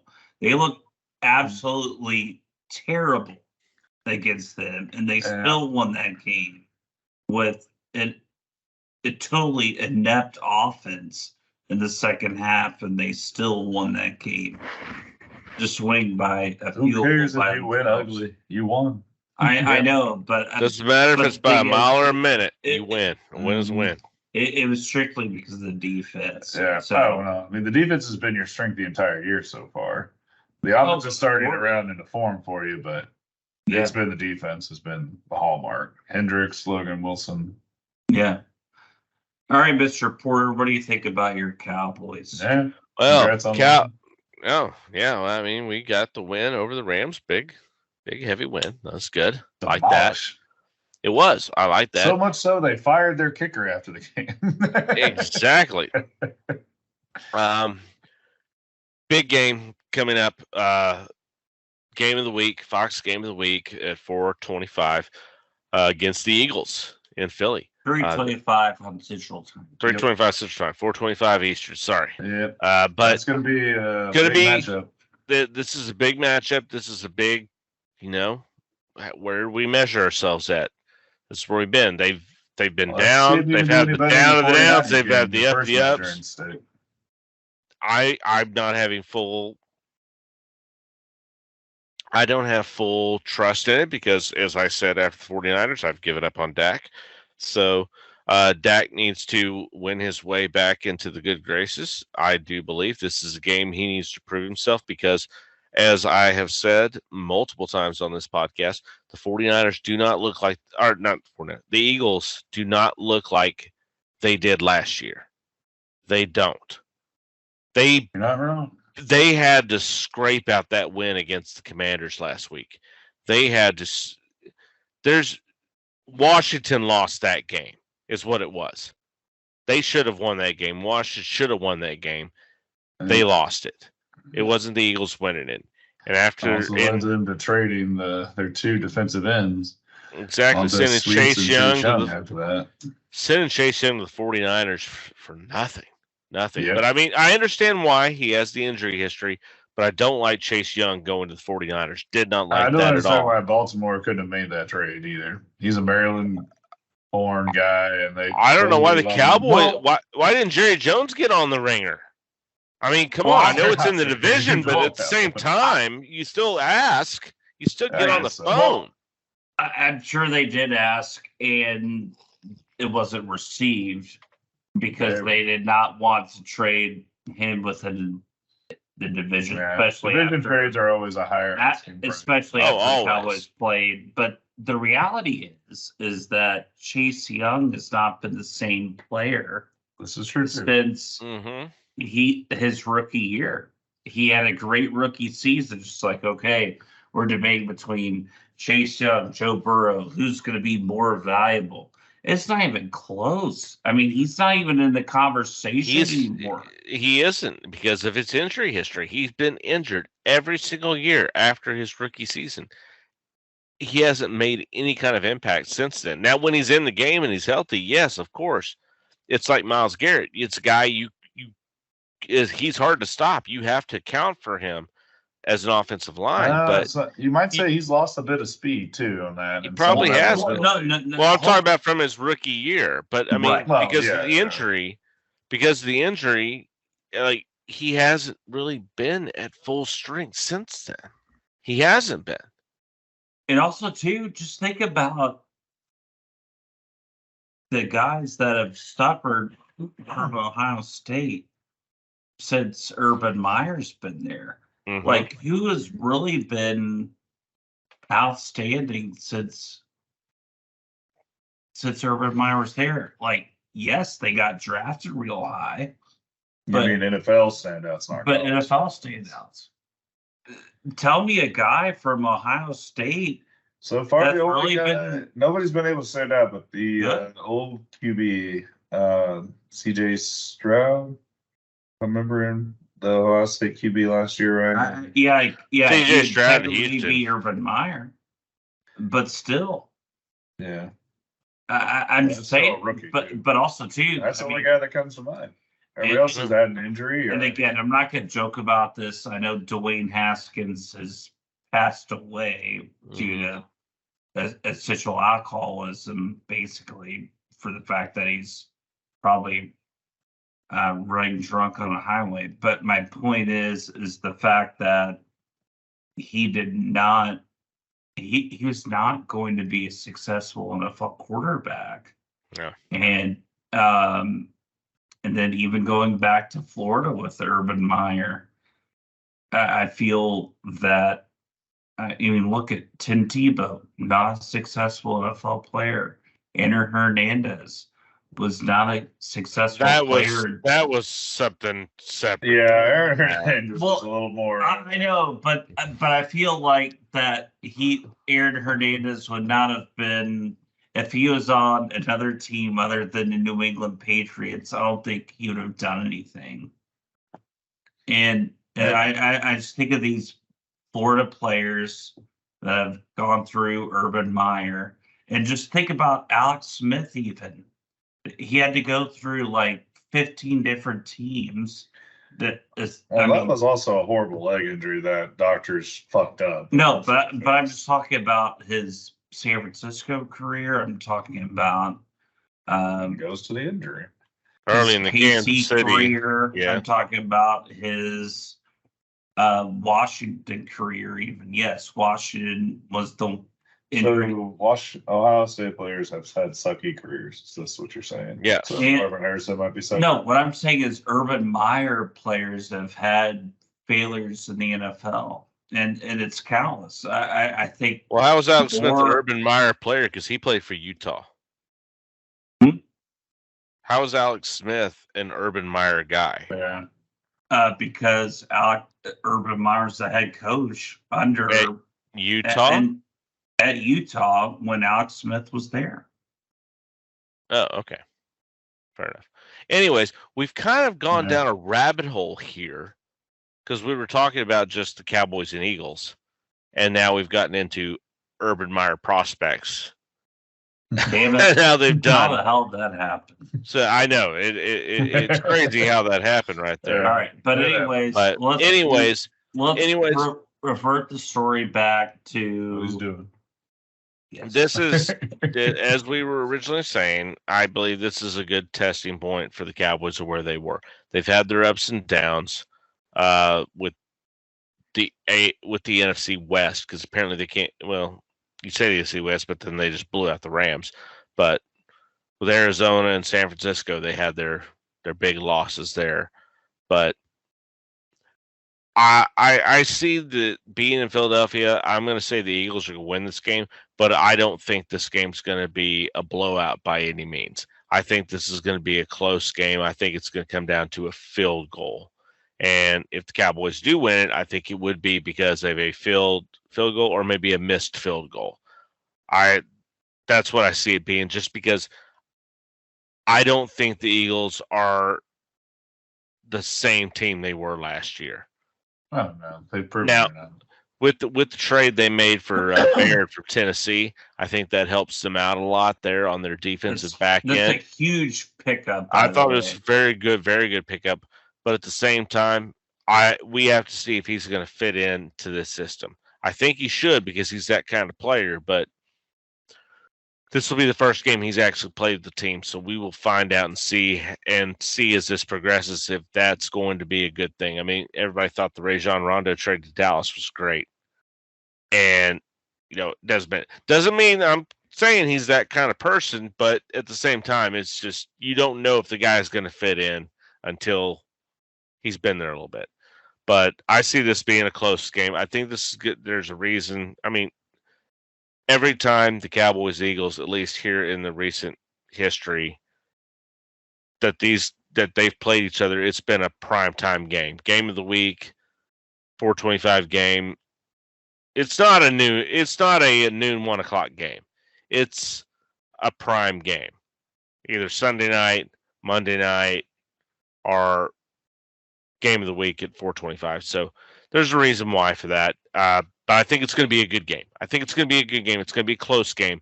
I don't see this being a blowout by any means, but I I would not be surprised seeing the Eagles win this game by a field goal or less, like kicking a field goal to win by 1 or something like right along that line.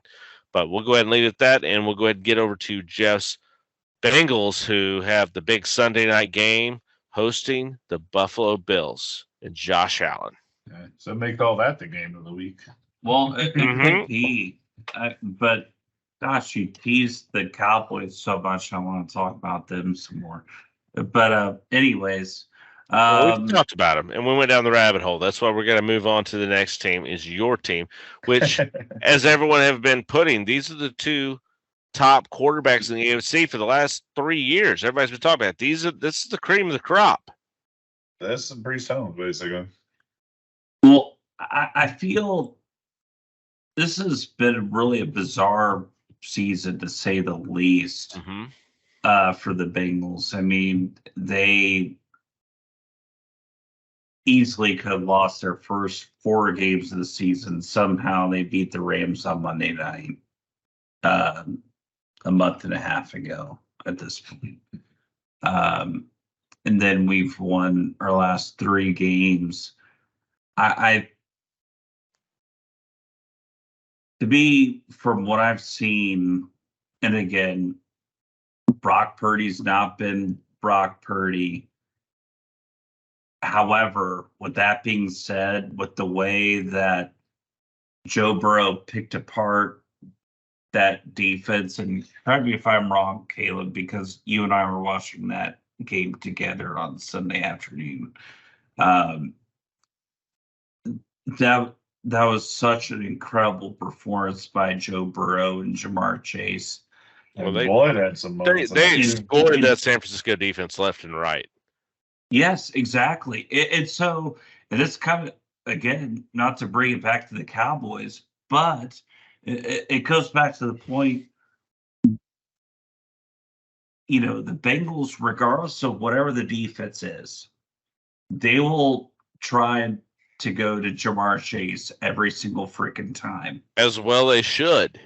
And 7-11. And again, I feel the Cowboys, unless if CeeDee Lamb is open, they'll only go. That's the time they'll go to him. But to me, I don't care if CeeDee Lamb is open or not. You still go ahead and target him 15 times a game. Same.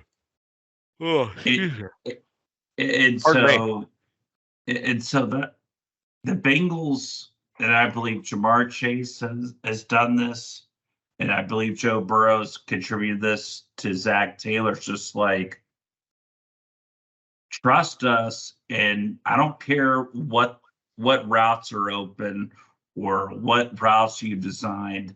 I'm going to target him 15 times a game because I have a Hall of Fame wide receiver and I'm a Hall of Fame quarterback. And I'm going to make these connections regardless of whatever the defense shows me.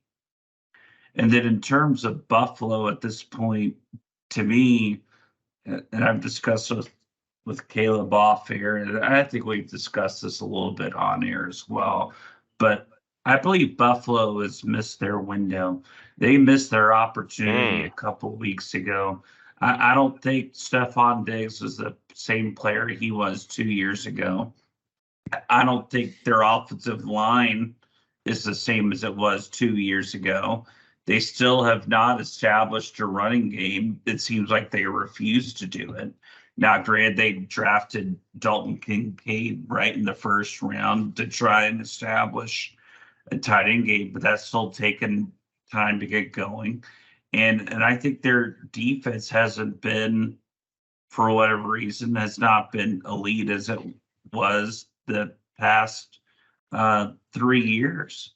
And to me, Josh Allen, as opposed to progressing, as you would see from a young quarterback, he has regressed. And I don't think the coaching is there, to be flat out honest with you, to support a progression. And I think this is a prime opportunity for the Bengals to win again, especially at home. And I think you'd have to be sorely disappointed if you're the Bengals if you lose this game. I think I want to see too the Bills position coach turnover in the last couple of years. Is it as simple as that? I just want to see it. Yeah. And compare it and see. It would be because they have not losing been the same team Brian for a couple years. Dayball, Brian Dayball, I think really hurt when they lost him. Sure. Well, I think that's what we're That's seeing. why Josh Allen's regressed most likely. Yeah. Mm-hmm. But not having that coach there helping him along right there. I think this is going to be a close game. I would not be surprised Cincinnati winning. I think Cincinnati's coming in hot. Buffalo has been regressing, and I think it's a shootout though. This is going to be somewhere in the 30s, in my opinion. it could be. It absolutely could be, and I hope it is because I have Josh Allen as my fantasy quarterback in one of my leagues, so I would absolutely be happy as hell about this. Oh, shit. This could be a surprisingly good slug match too between two good defenses. No. The Bengals Mhm. are good on defense, especially pass rush. It's so could be. again, that's kind of my point about Buffalo is that I think their defense has regressed for whatever reason. I don't know. Well, in Yeah, times they have, but they've been Sunday night. But they've been good on other times. This Buffalo team has been a Jekyll and Hyde this year. They've gone out and just slapped Miami around, and then they get worked over by the Jets. I mean, they go back and forth all season. Like they play pissed off after they lost the Jets, and then they, lose to the Patriots. I mean, okay, but even as pathetic as the Patriots can be at some times, their defense is really good. Jet defense really good. It seems that they struggle against really good defenses, and then that somehow dictates their offense to kind of play catch-up football, which is out of their offensive identity. That's what I've seen from Buffalo this year. yeah, and that could happen, definitely. But I don't know if I put Cincy's defense in that elite defense category, though. I think they're a good defense, but I don't think they're. I think they're. I would put the Jets defense over Cincy's defense. Maybe. Well, that's what I'm saying. Well, I think they're good. I'm not hating on their defense. I don't think they're. I'm not saying that you are. I'm not saying you're like Miami's defense, which is basically blades of grass. Right, but what I'm saying though is that people need to start respecting Lou Anarumo and his defense. I mean, this is the game on Sunday night where if they shut down Josh Allen, now you can sit there and say, respect our defense. If they can sit here on a primetime game and completely shut down Josh Allen, there you go. Your argument is made at that point. Put respect on our name. That's how you do it. You do it Sunday night by shutting Josh Allen down. Now, if Josh Allen comes out and has 350 yards and 3 touchdowns, you don't have a leg to stand on. Right. And my point is, I don't think that's going to happen. If it does happen, we're going to have to wait and see at that point. We're going to have to wait and see because it could happen, but it also could. I think it's a good defense, but like I said, this is the chance to prove it. With the Bills, like I said, they're Jekyll and Hyde. You don't know which way you're going to get. Right. And so just to finish this out, my point is speaking for Bengals fans all around the country, this would be a very disappointing loss. We need to get this game. We need to get this game. It would help right the season that's going right along. The only other game I want to just touch on real quick, we're not going to go deep into it, is the 9:30 Frankfurt game, Miami and Kansas City. Oh. I think this is must watch. Teams are going to bulldoze the Dolphins. I'm sorry. Hey, if they do, they do. We'll see. You know that. I do. I don't know that. I think this is going to be a shootout. You know, I really do. I think this will be a shootout, and I think they intentionally put this game in Frankfurt to help bolster the European games. Yeah. That's the ideal, at least. Because they've always put, like, it's always been like Jacksonville, Detroit. It's always been like bad games. Right. in London, and this is a game that okay at 9:30 I'm willing to turn this on and watch this game because normally I just like fuck it, I'll just watch when they come on it later on. I don't care. Yeah, I'll keep I'm up it on my asleep phone. until for the fourth quarter. But I wish I was, but my kids wake me up way too early on the weekend. But this is a game that I'll turn on. I will actually watch because it's really worthy to watch. That's why I wanted to bring it up. I think it'll be a shootout. We'll see how that goes with that. Next point. Now moving away from football because I think we've hit football pretty hard. We got to talk about the Mavericks. 4-0 start out. Before we get too happy, I want to bring us. I want to give the bad news before we give the good news a little bit. I not to bring things down a little bit, but got to bring it down a little bit.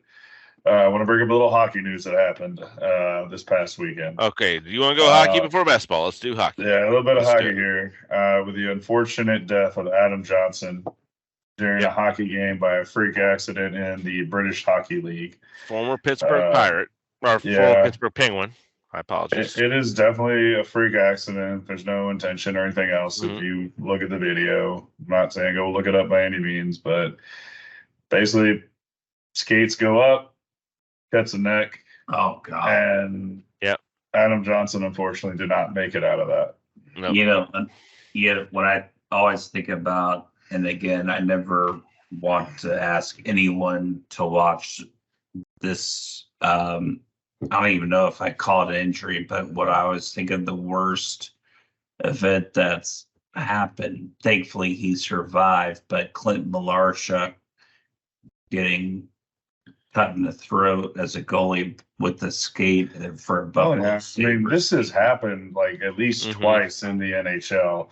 So, I mean, it's a little disheartening that it took somebody to die for the players because the Penguins are actually instituting neck protection gear now. Yeah. And followed supposedly by several other teams. So it seems like this should have been implemented a while ago. And I think, but it's the thing is, prayers to Adam Johnson. I mean, I agree with that. Everything. I agree with that. This kind of goes back, what I think about, even though it's a completely different sport, it kind of goes back to the hardest device in NASCAR, right? When you think about these drivers crashing in and their neck snaps back, and that's how they die. If you want to go into a major crash, if you're talking NASCAR, think back to Dale Earnhardt. That's what I'm saying. I mean, we know the injuries all we want. That's not what this is about. No, but this is about more. No, but what Chris said though, it's about the neck, right? Yeah. And again, Dale Earnhardt died, neck injury. Dale Earnhardt died. How many things have changed in the sport since that because of that thing? I mean, it's sad that it takes somebody's death, it seems like, to get these changes made, unfortunately. But so it does. There needs it needs to be expanded, obviously, into NASCAR more. But NASCAR has. I know, but I know we're talking about hockey, but still, it's just that again, anything that can protect the neck for a goalie. But at the same time, player, I mean, this is a positional player that got it, and it's happened before. A positional player has been flipped and somebody got cut. And also, if you just think about back in the day, how many people? It's shocking that more people didn't die playing hockey back. Yes, it is. It is. But at the same time, these are the risks that you take to play sports. We saw this same thing with DeMar Hamlin last year. That was a freak accident that happened. It just happened that he got hit right at the exact same time that his heart beat and it put him down. These are the risks that you take to play these type of sports. This is the reasons why you're paid millions of dollars to play these type of sports. Accept them, but when there's something that's pointed out, like it's happened 3 times at least in the AHL, that somebody's been cut. True. In the neck. I'm not. I mean, you're not going to institute anything until. No, I'm not saying that's not okay, but at the same time, there's inherent risk in every sport you take, and do you? And I agree. Having a neck protection, I agree. Just like when we were watching hockey games, my wife's like, "Why aren't they all wearing a a cover over their eyes. I go, because a lot of guys grew up not playing with that. They won't play with it. That's just the way it is. It's like in baseball where they now have the cover around their face. But a lot of the older guys don't have that because they never played with it, even though it gives you more protection. At the same time, you're going to have to start getting that in the youth leagues to cover that in there, to start building that up, which I agree, it's a good thing. But you can't get to a point where they're dressed like the Michelin Man to keep everybody safe. Well, I'm not saying that. I know you're not saying that. Area. I know. There's a lot of important veins that go through that area if you cut. Caleb, I'm playing straw man here, okay? I'm playing straw man.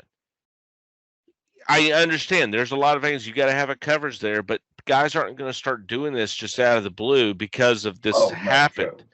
It's got to be something it's mandated by the league. That's the only way they're going to start doing it. It needs to be implemented down in the little kid, the tykes, the small levels, so that people get used to it. That's why now you're starting to see the players in baseball. I made this discussion already, that you have the cover over the mouth, the cover piece. You didn't used to see that until they implemented it into little leagues, into the high school leagues, to where kids are used to it, because you're not going to just put that into some guy in the major who's never played with that has it there, because they're going to go, it's impeding my view. I can't see this other point.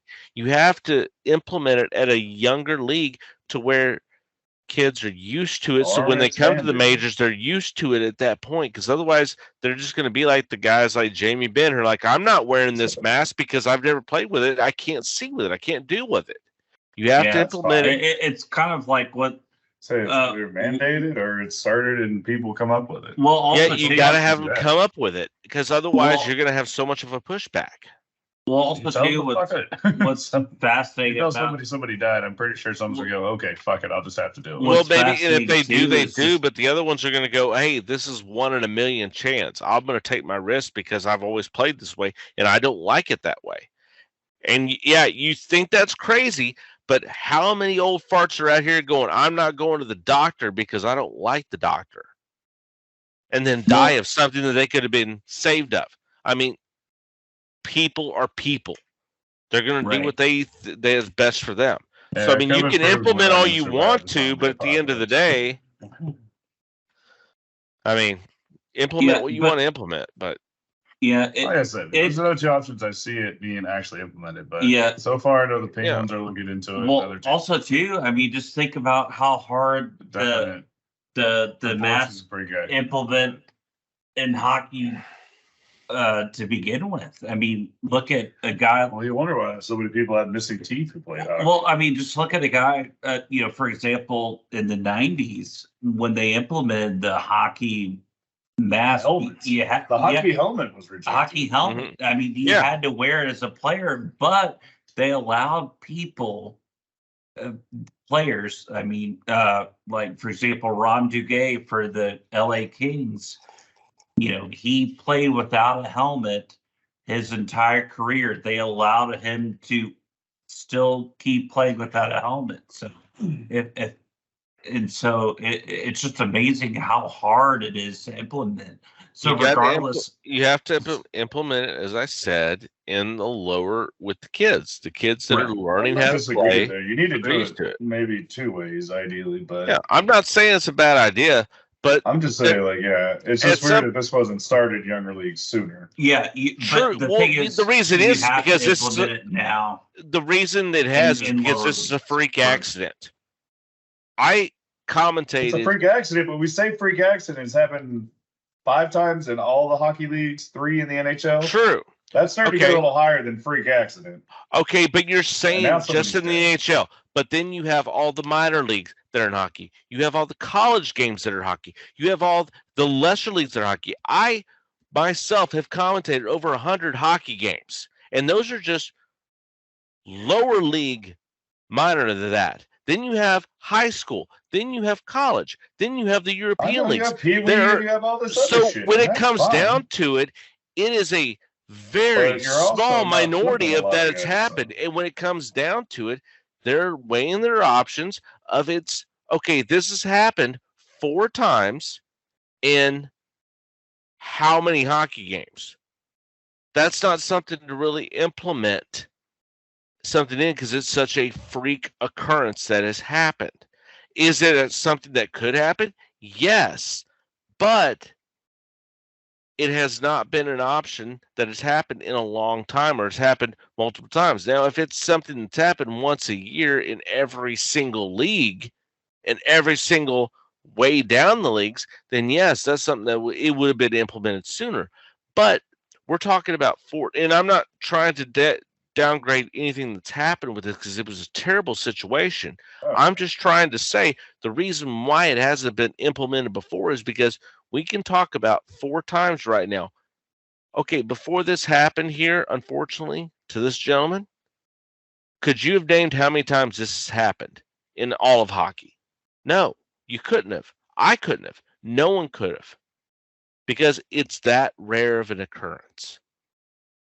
I also don't watch hockey, but Exactly.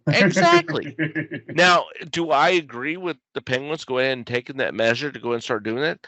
Yes, I think that's a good thing. I do. I do. But also we have to realize that there are going to be guys that are going to push against this because they've never done it before. If you start working with the younger kids, the mini midgets, whatever they call them, whenever they come up, the leagues or the mini mites, I think is mini mites. You start working with these kids like my nephew. He's how old is he? He's 5. I'm not disagreeing with you. He's 5 in South Dakota and just started here in hockey. Okay, you got these 5-year-olds starting hockey. You start having them wear that neck protection. They're going to be used to it as they get up. Either. No, they didn't. People fought against that. Like they will fight exactly. I get your point. Exactly. And I'm not saying it's right or wrong. I'm just stating the obvious. If you want this to be something, which I think it should be, give that extra protection to the neck. That's just something hanging on the neck. It's not like you're, like I said, wrapping him as the Michelin Man. That's a little extra thing to put on. I mean, the guys have fought the mask over to protect their eyes. It's giving a full protection right there. You start it down at these 5-6-year-olds who are starting the game so that they're used to it building up, because the guys playing right now, they're not going to do it. I mean, the thing is, I agree with Caleb. I mean, they need to start doing this right now. I mean, and again, well, to me, it's a knee-jerk reaction. Well, no, but I mean, it's all gonna be fun and games till the first freaking kid actually dies. Regardless, though, it is, and I agree with it. It's a terrible situation. It's not even about death, though. I mean, just think about how many injuries have happened to hockey players related to their neck. With how many have there happened? Name them. Tell me right now, how many times? Tell me how many times has it happened? Or he's not just talking about cuts or neck. I'm not talking about deaths. I'm talking about cuts and neck, which is the most disgusting, if you want to call that even an injury. It's the most disgusting play I've ever seen in my life. And for our viewers, don't look that up. Please don't. But that's the same thing. Is that I understand that is something to look into, but it's not something to knee-jerk reaction that we need to change all the rules because of that. And I'm not. Well, I'm not downgrading the loss of his life. Come on. I'm just saying. For some, is it okay to wear a neck guard? Of course, it's okay to wear a neck guard, but I'm talking from someone who has personally dealt with hockey players and seen how they play. And we're agreeing with you that they're going to be doing that. So they are going to push against it. So if you mandate it, again, like you said, Porter, the fact is, back in the 60s, even goalies didn't wear fucking masks. True. How crazy is that? But we look at this. Hockey players are a separate set of athletes. There was a player on the Dallas Stars who died. He died of cardiac arrest on the sidelines. They brought him back to life, and he asked to get back into the fucking game. They are a special breed of human. Athlete. They're not an athlete. They're psychopathic. Is what they are. And all I love them for it. Athletes are like they that. Are. Not all athletes are like that. No, they are not. LeBron James is not like that. Yes. Well, we're not talking this generation, no. But LeBron James anyways, and Dwayne Wade are all soft, and the NBA is soft. yeah, they're all soft. The NBA is soft. We've LeBron's agreed only the NBA played is soft. 60 games. But anyways, I agree that is a good let's thing. get into some good news then, since Yeah. we all pretty much agree that it should be. Exactly. We agree with this, but we know it's going to be hard to get through with it. Let's quit beating our heads so to the we bush. can get back to that good news of the Mavs. And Well, we'll get to the Mavs in a second. We're already in undefeated. hockey. Let's go ahead and stay on hockey right now. All right. And for the Stars. the Stars. Start for the Stars. The Stars get a win today, 4-3 over Edmonton. So we're happy to hear about that. And because of that win, they're able to move into first place in the Central over Colorado. Well, let's also don't forget to mention, as we probably should, that this is one of the few times in the year, I think since 2010, somebody's saying that the Mavericks, Stars, FC Dallas, pretty much everybody but the Cowboys played and had a game. And then on Monday, everybody had a game. Yes, and they all won. Yeah, except FC Dallas, I think. Yeah, except for FC Dallas, but they all won. That was a big one. But yeah, Dallas Stars leading the division right now. They're actually just 4 points behind Vegas for sitting in second place in the Western Conference. Don't want to talk Matt about. Duchene scored a goal on Monday, even though Caleb wants to take a shit on Dallas Stars hockey and Matt Duchene. It doesn't matter. And just saying.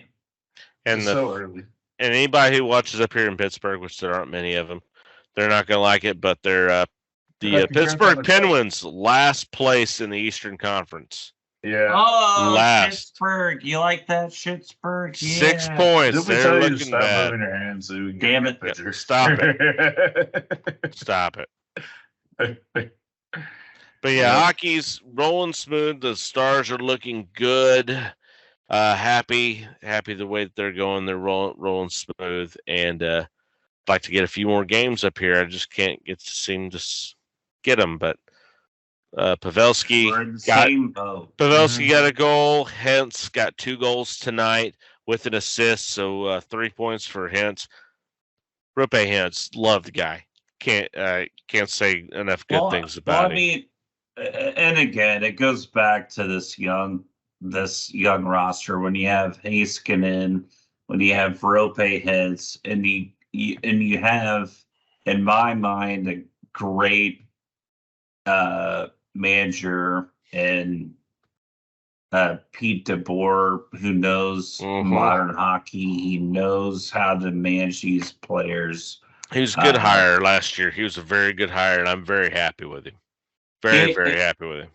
And again, I'm not going to pretend to know the X's and O's of hockey, but at the same time, it's just the way he's able to orchestrate all these old and young players at the same time, to me, is just fantastic. And again, I will reiterate until his tenure is over here in Dallas, that Matt Duchene pickup was so big for this team.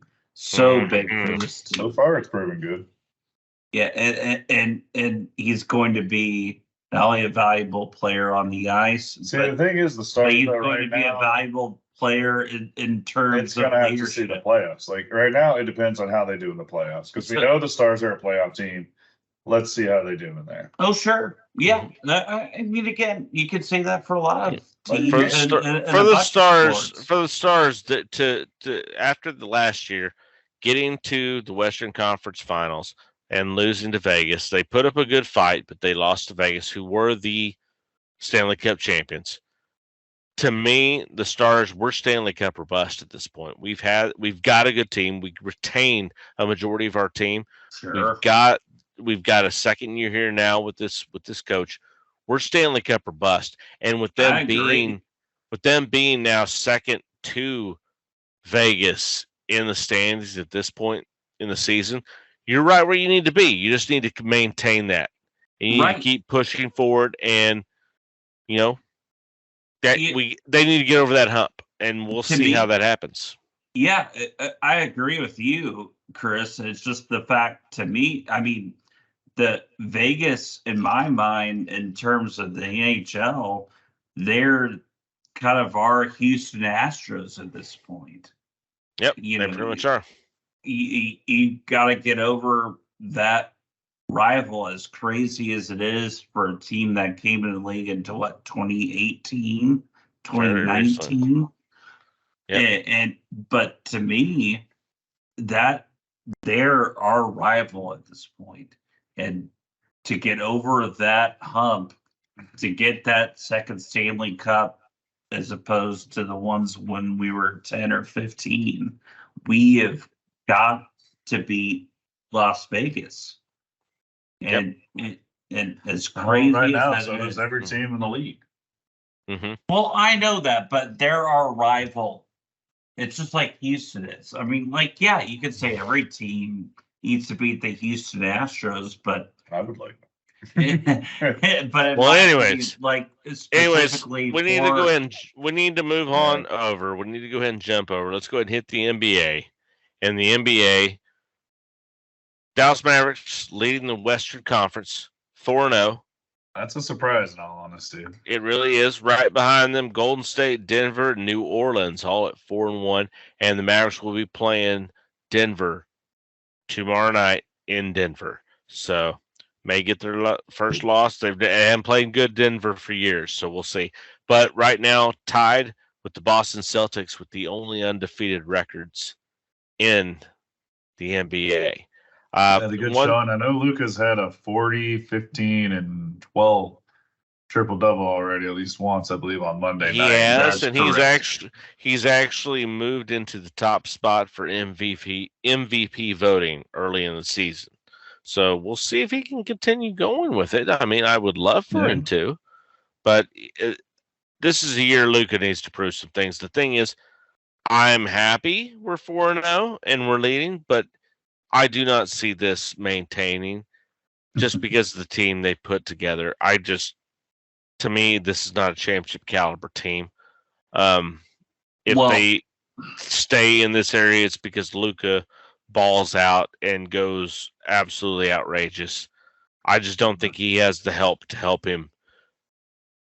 I don't know. The center positions look pretty good, actually. I was about to say, Caleb, your boy Lively. Don't get me wrong, and I like shocked.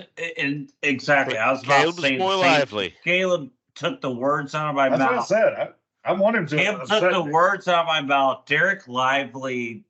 I did not expect this whatsoever. Mm-hmm. I'm wrong. Give me He's Crow. Looking good. I'll eat all the fucking Crow. He's looking good. He is. He is Tyson Chandler Jr. right now, and I love it. That's what this team has needed. Hasn't Tyson Chandler been coming and helping with the team and helping him out? Yes, he is provide tutelage to Derek Lively, and what do you know? He's fucking Tyson Chandler Jr. God damn it! This guy's amazing, and I did not see this coming. No, I didn't either. Did not see this coming. He has been amazing. I mean, like I say, when I say this against players, I want them to prove me wrong. I really do. And also, too, let's not underestimate the Grant Williams acquisition, too. Yes, very true. Very true. Also, a guy that provides I called that Williams trade over from Boston, going that was a huge pick. I was really happy about that pick. That was a good one. That was a good. They've had a decent offseason. Even the center they brought over from San Francisco, or excuse me, Sacramento, has been decent so far. The contract dump. Yeah. Well, Derek Lively, his 2023-24 season stats: 8.5 points per game, 7.8 rebounds per game, 1.8 assists per game, and 78.9 field goal percentage. You can't ask more than that from a rookie. Right, yeah, you can't ask for more than that. That's good. I want to see some blocks. Great. I'll ask for more. I want some blocks, big fella. But then again, looking at the team, as I just pulled up the team leaders for every stat: points, Luka; rebounds, Luka; assists, Luka; steals, Of Luka, course. blocks, Dwight Powell. Okay, we know that's going to be the stat Yeah. line for the team.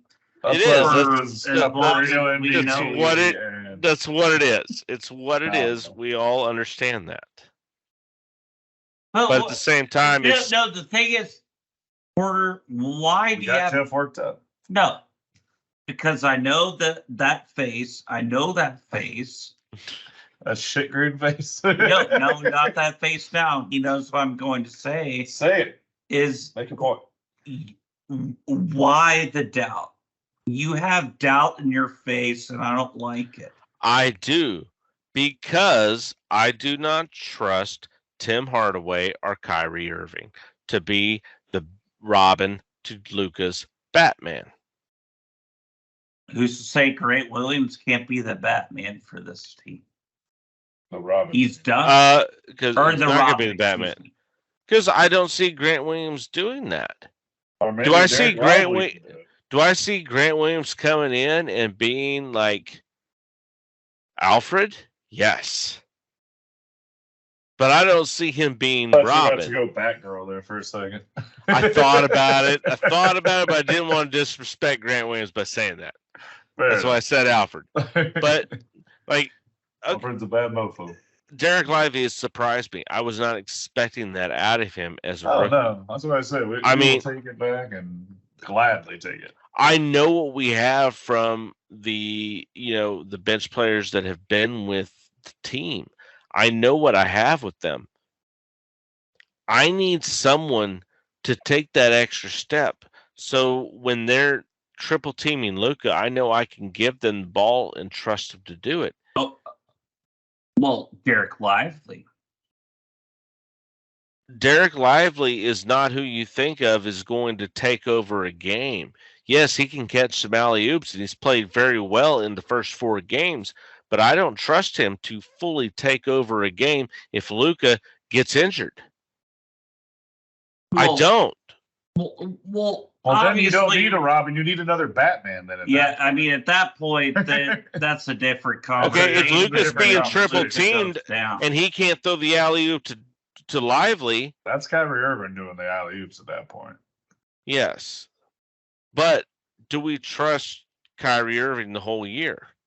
We already said before we don't trust this teaming up. We didn't think this was the best team up. So why all of a sudden are we Well, all no, so but- all up on it because they're 4-0? Sorry We're to be not Mr. all up Negative on it. Nancy We're here, not, but I Are don't. we allowed to have some confidence?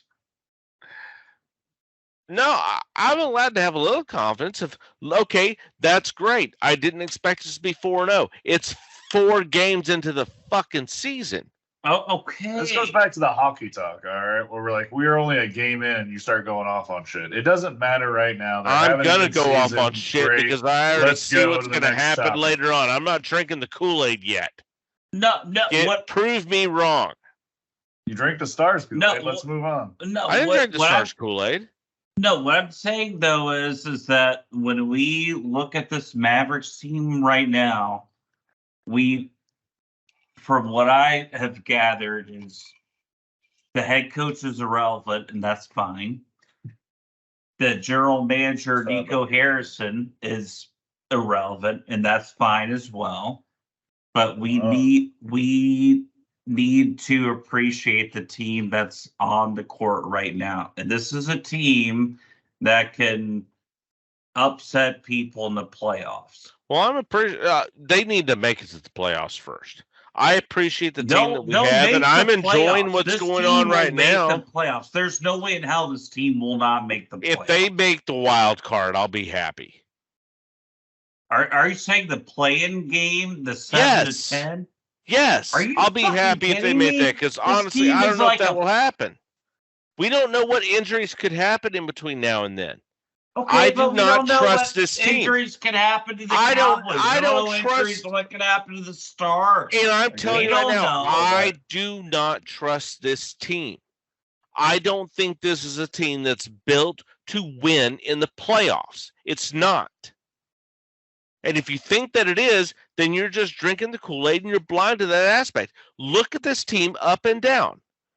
They are not a team built to win a championship. They're not. This team built to beat Denver? We're going to find out tomorrow. I'm telling you right now, it's not. We're going to get our first loss of the season tomorrow against Denver. And I love the Mavericks with all my Where's heart. that game played? Is that game played In Denver? Oh, that'll be a toughie. It is going to be a toughie. If they win that game, great. I'm happy. If they go 5-0 and they beat Denver at home, fantastic. That's great. It's a long season. And I don't know if this team, to me, this team is not built to win a championship. It's not. They didn't make enough moves. They don't have the depth to handle themselves later on in the season. And honestly, they don't have anyone. Okay, if Lively comes around tomorrow and just completely shuts down Jokic, okay, I'll eat crow. I'm happy to do it. I'll be happy to do it. But I do not see any answer on this team for Nikola Jokic. I don't see it. I don't. Okay, but and my response to that would be, who does have an answer for Nikola Jokic? Very true. Nobody. Well, you have to have an answer for that because you have to beat okay, Denver. but- Denver's the champion. If you do you okay, look at this lineup right now from the Dallas Mavericks and tell me right now that you see this team winning a championship. No. Okay, then why are you defending them like they are? I'm being My honest with point who is- they are. My point is they're going to compete for one. I'll So say what's the highest seed you see them at? I can see them being a 3 or 4 seed. You were absolutely insane. They are not going to be a 3 or 4 seed. That's not a Well, chance. let's mark this right. on the Not a board. chance. It's on the board. If I'm wrong, I'll be happy to admit I'm wrong, and I will happily say I'm wrong. But they will not be a 3 or 4 seed. They will not be above a 5 or 6. They'll be lucky to be a 6. Lucky to be a 6. This team is going to be a 4 seed this year. No way. No, will not happen. Mark it. Mark Will it. not happen. Mark it. Will not Mark it happen. on the Thanks, document. Margaret. Let's move on. We've kind of beat this to a dead horse at the moment. Oh, we will. Yeah. All right. We've hit hockey. We've hit football. We've hit basketball. Well, since Joel's not here this week, does anybody want to hit rugby? No, but I do want to discuss the new Big 12 schedule, though. Can real we- quick. Can we Go for it. discuss, Joel? Wait, hold on. I need to pee. I want to talk about. Man, we're about. If you take a We're- break, we're we're literally almost going to have to done. make a new We're video. fine. We're That's almost all. done. This Suck thing's it going to up. like make a Okay. new video. At All right, 3:20. we'll Suck talk it up, about it. Buttercup. Hold your bladder, fine. I'll hold I my got- bladder, I got goddammit. pee too. We Let's all talk have about to the pee. Big All 12 right, schedule. let's talk about this so we can finish this shit. God damn it. All right. Fuck off. So basically, I want to talk about the Big 12 schedule. Apparently, they're doing away with all the divisions and pod scheduling and everything. They're just doing away with it. Which makes sense with the so- way everything's been changed around. Yeah, as far with as many those teams as they divisions. have. So I'm going to read this from the Athletic to hit the highlights real quick. Sure. The Big 12 will not have divisions or pod scheduling. Each team will continue to play 9 regular season conference games. Every Big 12 team will play each other at least once home and away over the 4-year schedule they have. Mhm. 4 protected rivalries will play every year in the new model. Arizona versus Arizona State, Baylor versus TCU, BYU versus Utah, and Kansas versus Kansas State. So they say by having only the 4, the cycle's a shorter period, so they keep it in 4 years. That's why they wanted to only have that many rivalries play. And it was developed to prioritize geography, historic matchups, rivalries, competitive balance, and to balance annual travel distance and time zones for each of the teams. Makes sense. Makes perfect sense. And I Yeah. don't see any problem with that. This So- may be the new scheduling we see for all of the new mega conferences. No, I think it is. I think you're exactly right. It will I think what this is adopting to the rest of the major conferences. And The problem is going to be if SEC tries this because they have so many rivalries within that conference. right. They do. They can't have So that simple and short. We'll talk they're about all going to this. have to I did adopt see that. today They have no that choice but to adopt that. in 2024, USC's first game will be in Michigan against Michigan. Mhm. That'd be That's already been put out amazing. for that one. So USC Michigan game 1 in 2024. Wait, has that been established, or are you just throwing that out there? No, that's what I saw. Oh, I'll shit. pull it back up right now.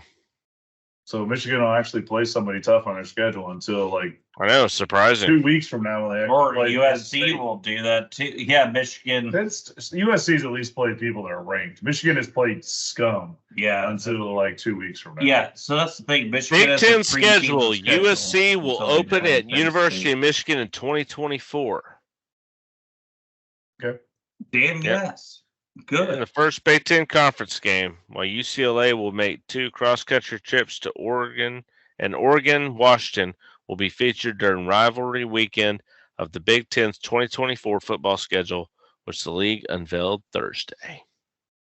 And I think that's great. And again, just like what Caleb alluded to, is just like all these conferences are going to have to do are doing that. And the SEC, as much as they would hate to adopt this format, they're going to have to do it too. There's just too many teams.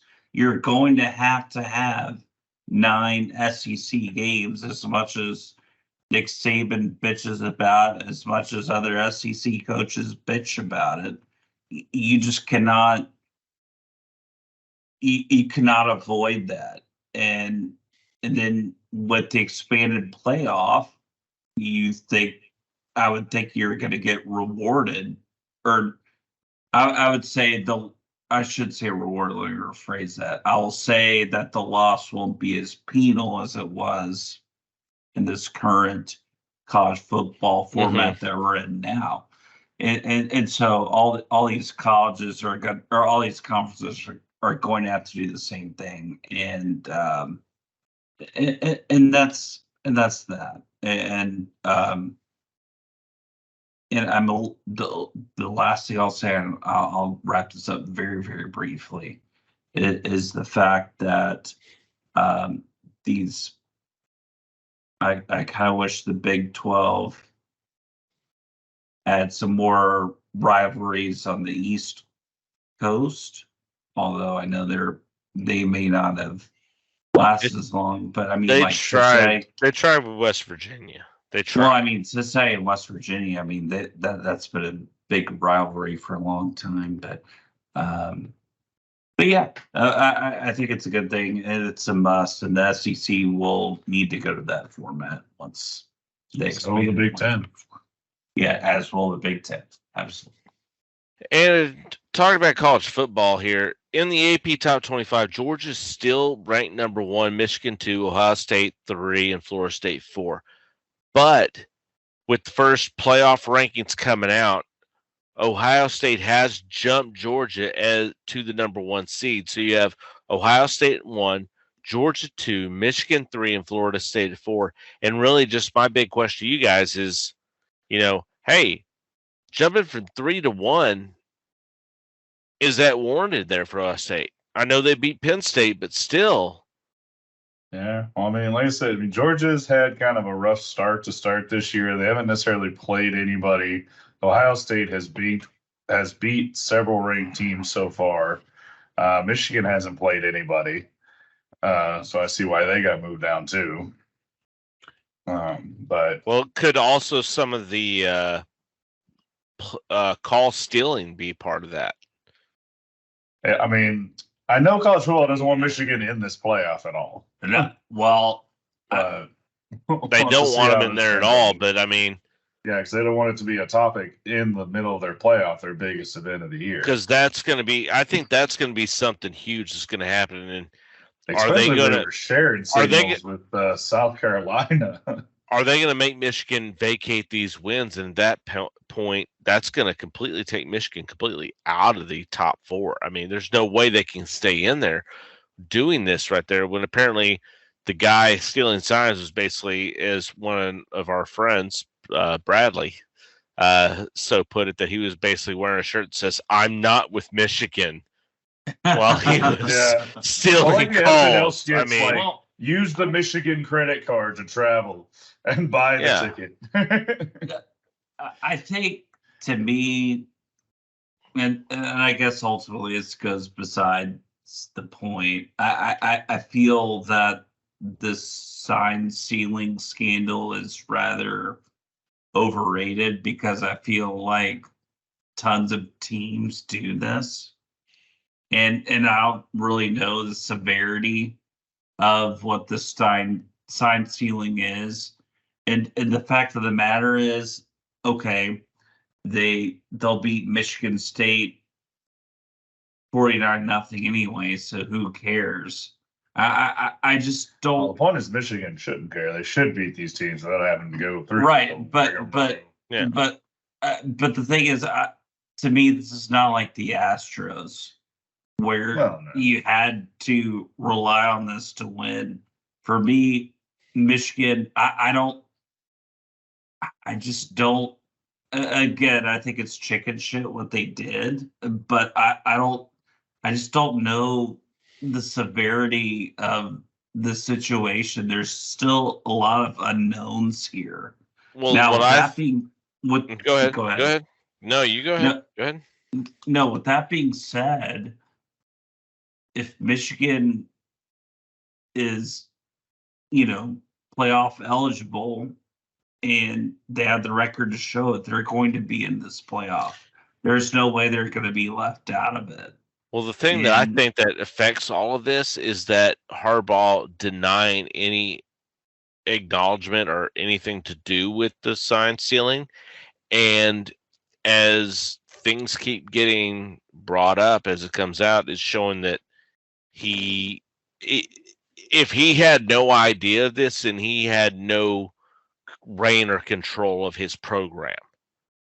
Which is a kind of a Harbaugh motto. Well, also, 49ers. Exactly. another thing about this, I want to say real quick, just before we go into big discussion, I just want to throw this out here real quick, is that there's a coach on Baylor staff in 2021, the year Baylor won the Big 12 championship game, that was, deemed guilty of sign stealing, and nothing happened to them. So just throwing Yeah. that. Well, I'm just saying that with everything that's been coming out with this, it looks very much that if Harbaugh didn't know what was going on, then he had absolutely no idea what was going on in the program that he's coaching. And then that goes back to lack of institutional control. I mean, Exactly. that goes back Yeah. to why Art Briles was fired. If Yeah. he allegedly did not know what So, was going on. Which to is me, another- I don't see Well, Jim. Let's give Harbaugh the perfect reason to jump ship to the NFL again. Well, Well, that's- exactly. That's my thought too. There's the Raiders job that's open now. That's the whole thing, is that I've heard so many times about, okay, which coaches are going to make the jump to the NFL. And to me, I see this, like, this is Jim Harbaugh. This is like Pete Carroll leaving USC. You took the words out of my mouth, Chris, because Mhm. there's no way in hell Pete Carroll would have taken that job if he wasn't in hot water at USC. Mhm. No way. Same And now way. he's a Hall of Famer in the NFL. Yeah. It's amazing. Arguably, yeah. Same way of Urban Meyer leaving Ohio State. Well, no, Urban Meyer just leaves trash wherever he's been. Or True. even Florida, and he has a headache. And then, Yeah. But It also, usually gets better and if we're goes talking and- about another coach leaving, maybe leaving USC to go to the NFL.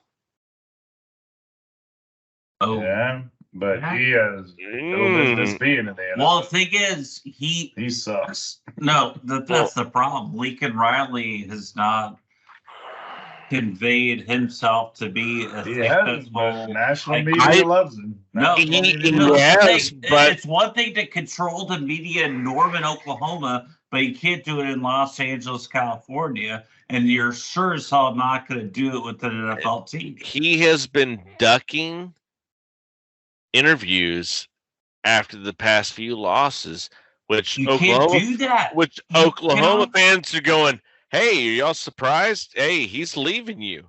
He did that to us, and then he left us. That's what's happening. And the thing is, he's doing this as You know- said, Chris, in the number 2 market in America. Mhm.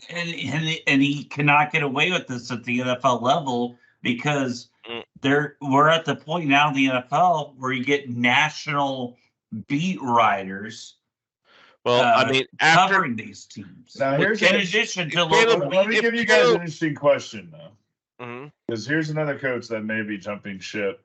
Probably not this year, but maybe in a couple other years. Because I think the Alabama dynasty is slowly going away. Do you see Nick Saban trying to go again for another coaching job? Maybe in No. 2 years? No, he's I retiring or think staying. Saban realized his last run in the NFL, he's a college coach. I think he's accepted that. That's why he went to Alabama and made Alabama what they were. I think that he may need to I don't think he needs to go anywhere else, because if he tries to leave, Alabama will money whip the fuck out of him. You know they will. Alabama will not let. If Saban leaves Sure. Alabama, it's because That'd he's be like losing Bear retiring. Bryant at this point. Oh yeah, no. Saban's going to have to retire. He can't leave Alabama. I mean, if he leaves Alabama, it's because he honestly does not want to coach anymore, because it's not going to be a money situation. They will not let him. The Alabama crew. David Hitt will personally throw money in to make sure that Nick Saban doesn't leave. Like, the Alabama faithful will all sell their teeth to have what teeth they have for the whatever teeth they have left. They'll pull it out to sell them, to donate money to keep Nick Saban there. So yeah, he's only going to leave Alabama when he's just done coaching. He just wants to just sit out around and just watch his grass grow. Join Jimmy Johnson or Bill Belichick on their boats. Yeah, that might be it. But that's when he's done, he's done. Because if it comes down to money, he's not going to go to another school, because Alabama will do everything in their power to keep. They will not let him go away. They will not. Yeah, it's true. No, and also too, I mean, if you're Alabama right now,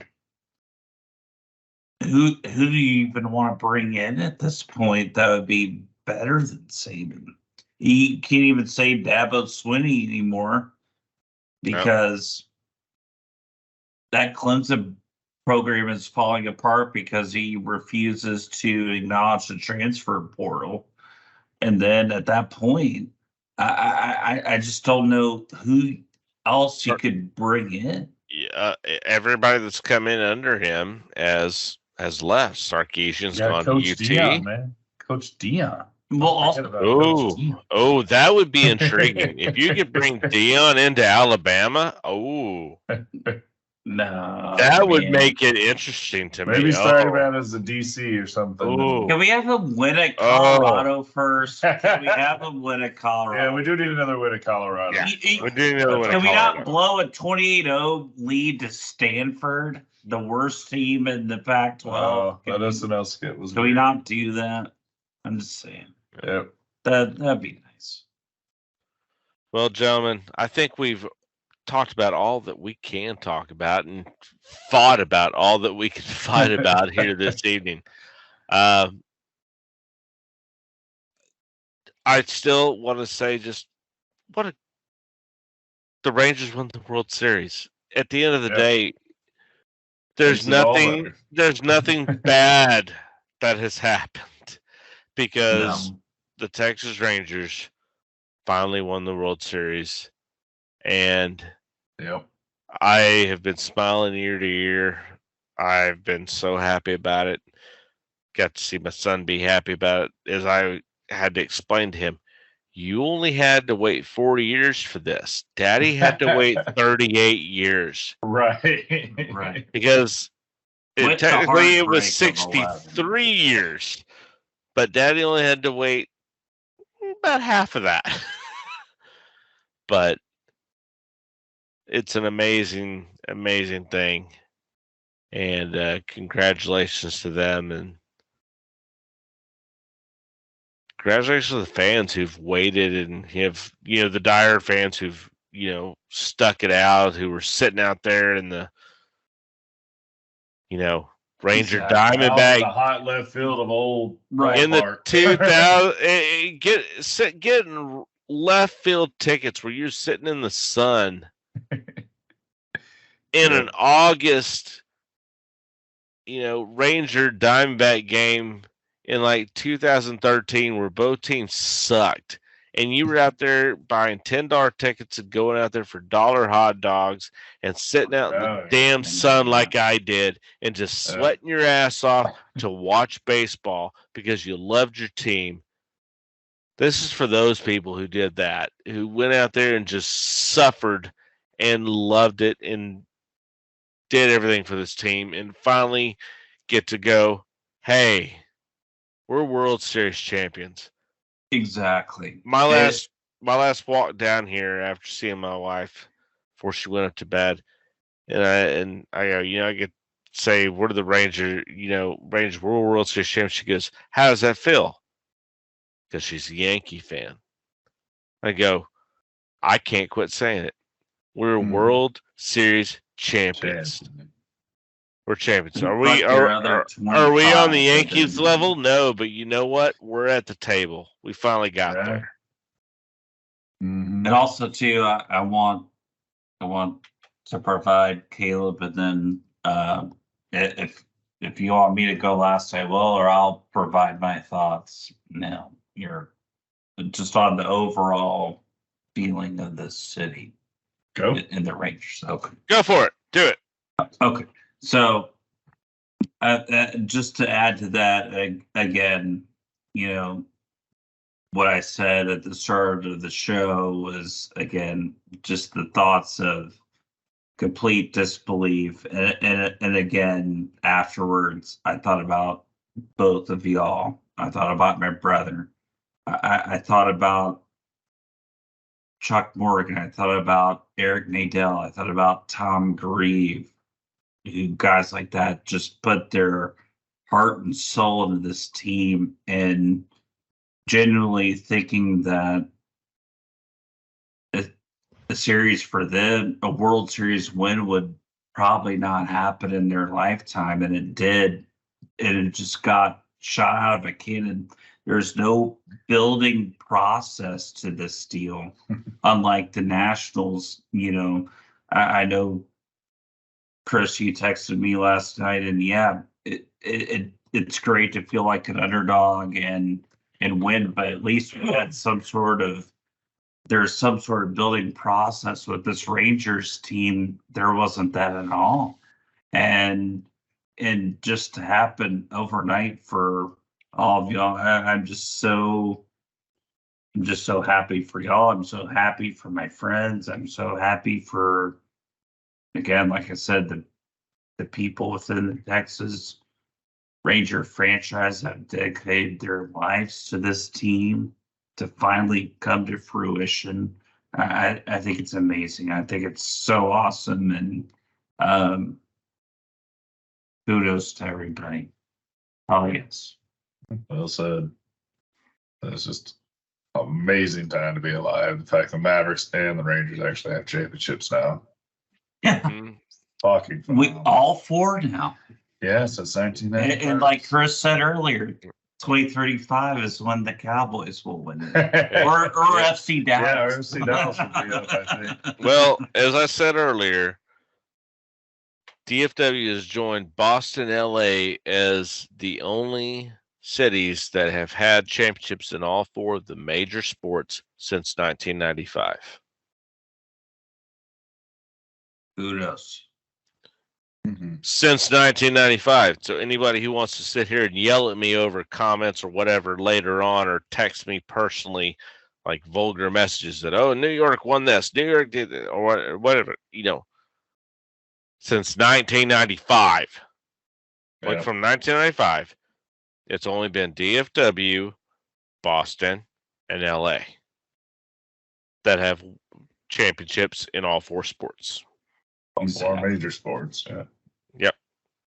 We're not talking soccer. We're talking football, basketball, baseball, hockey.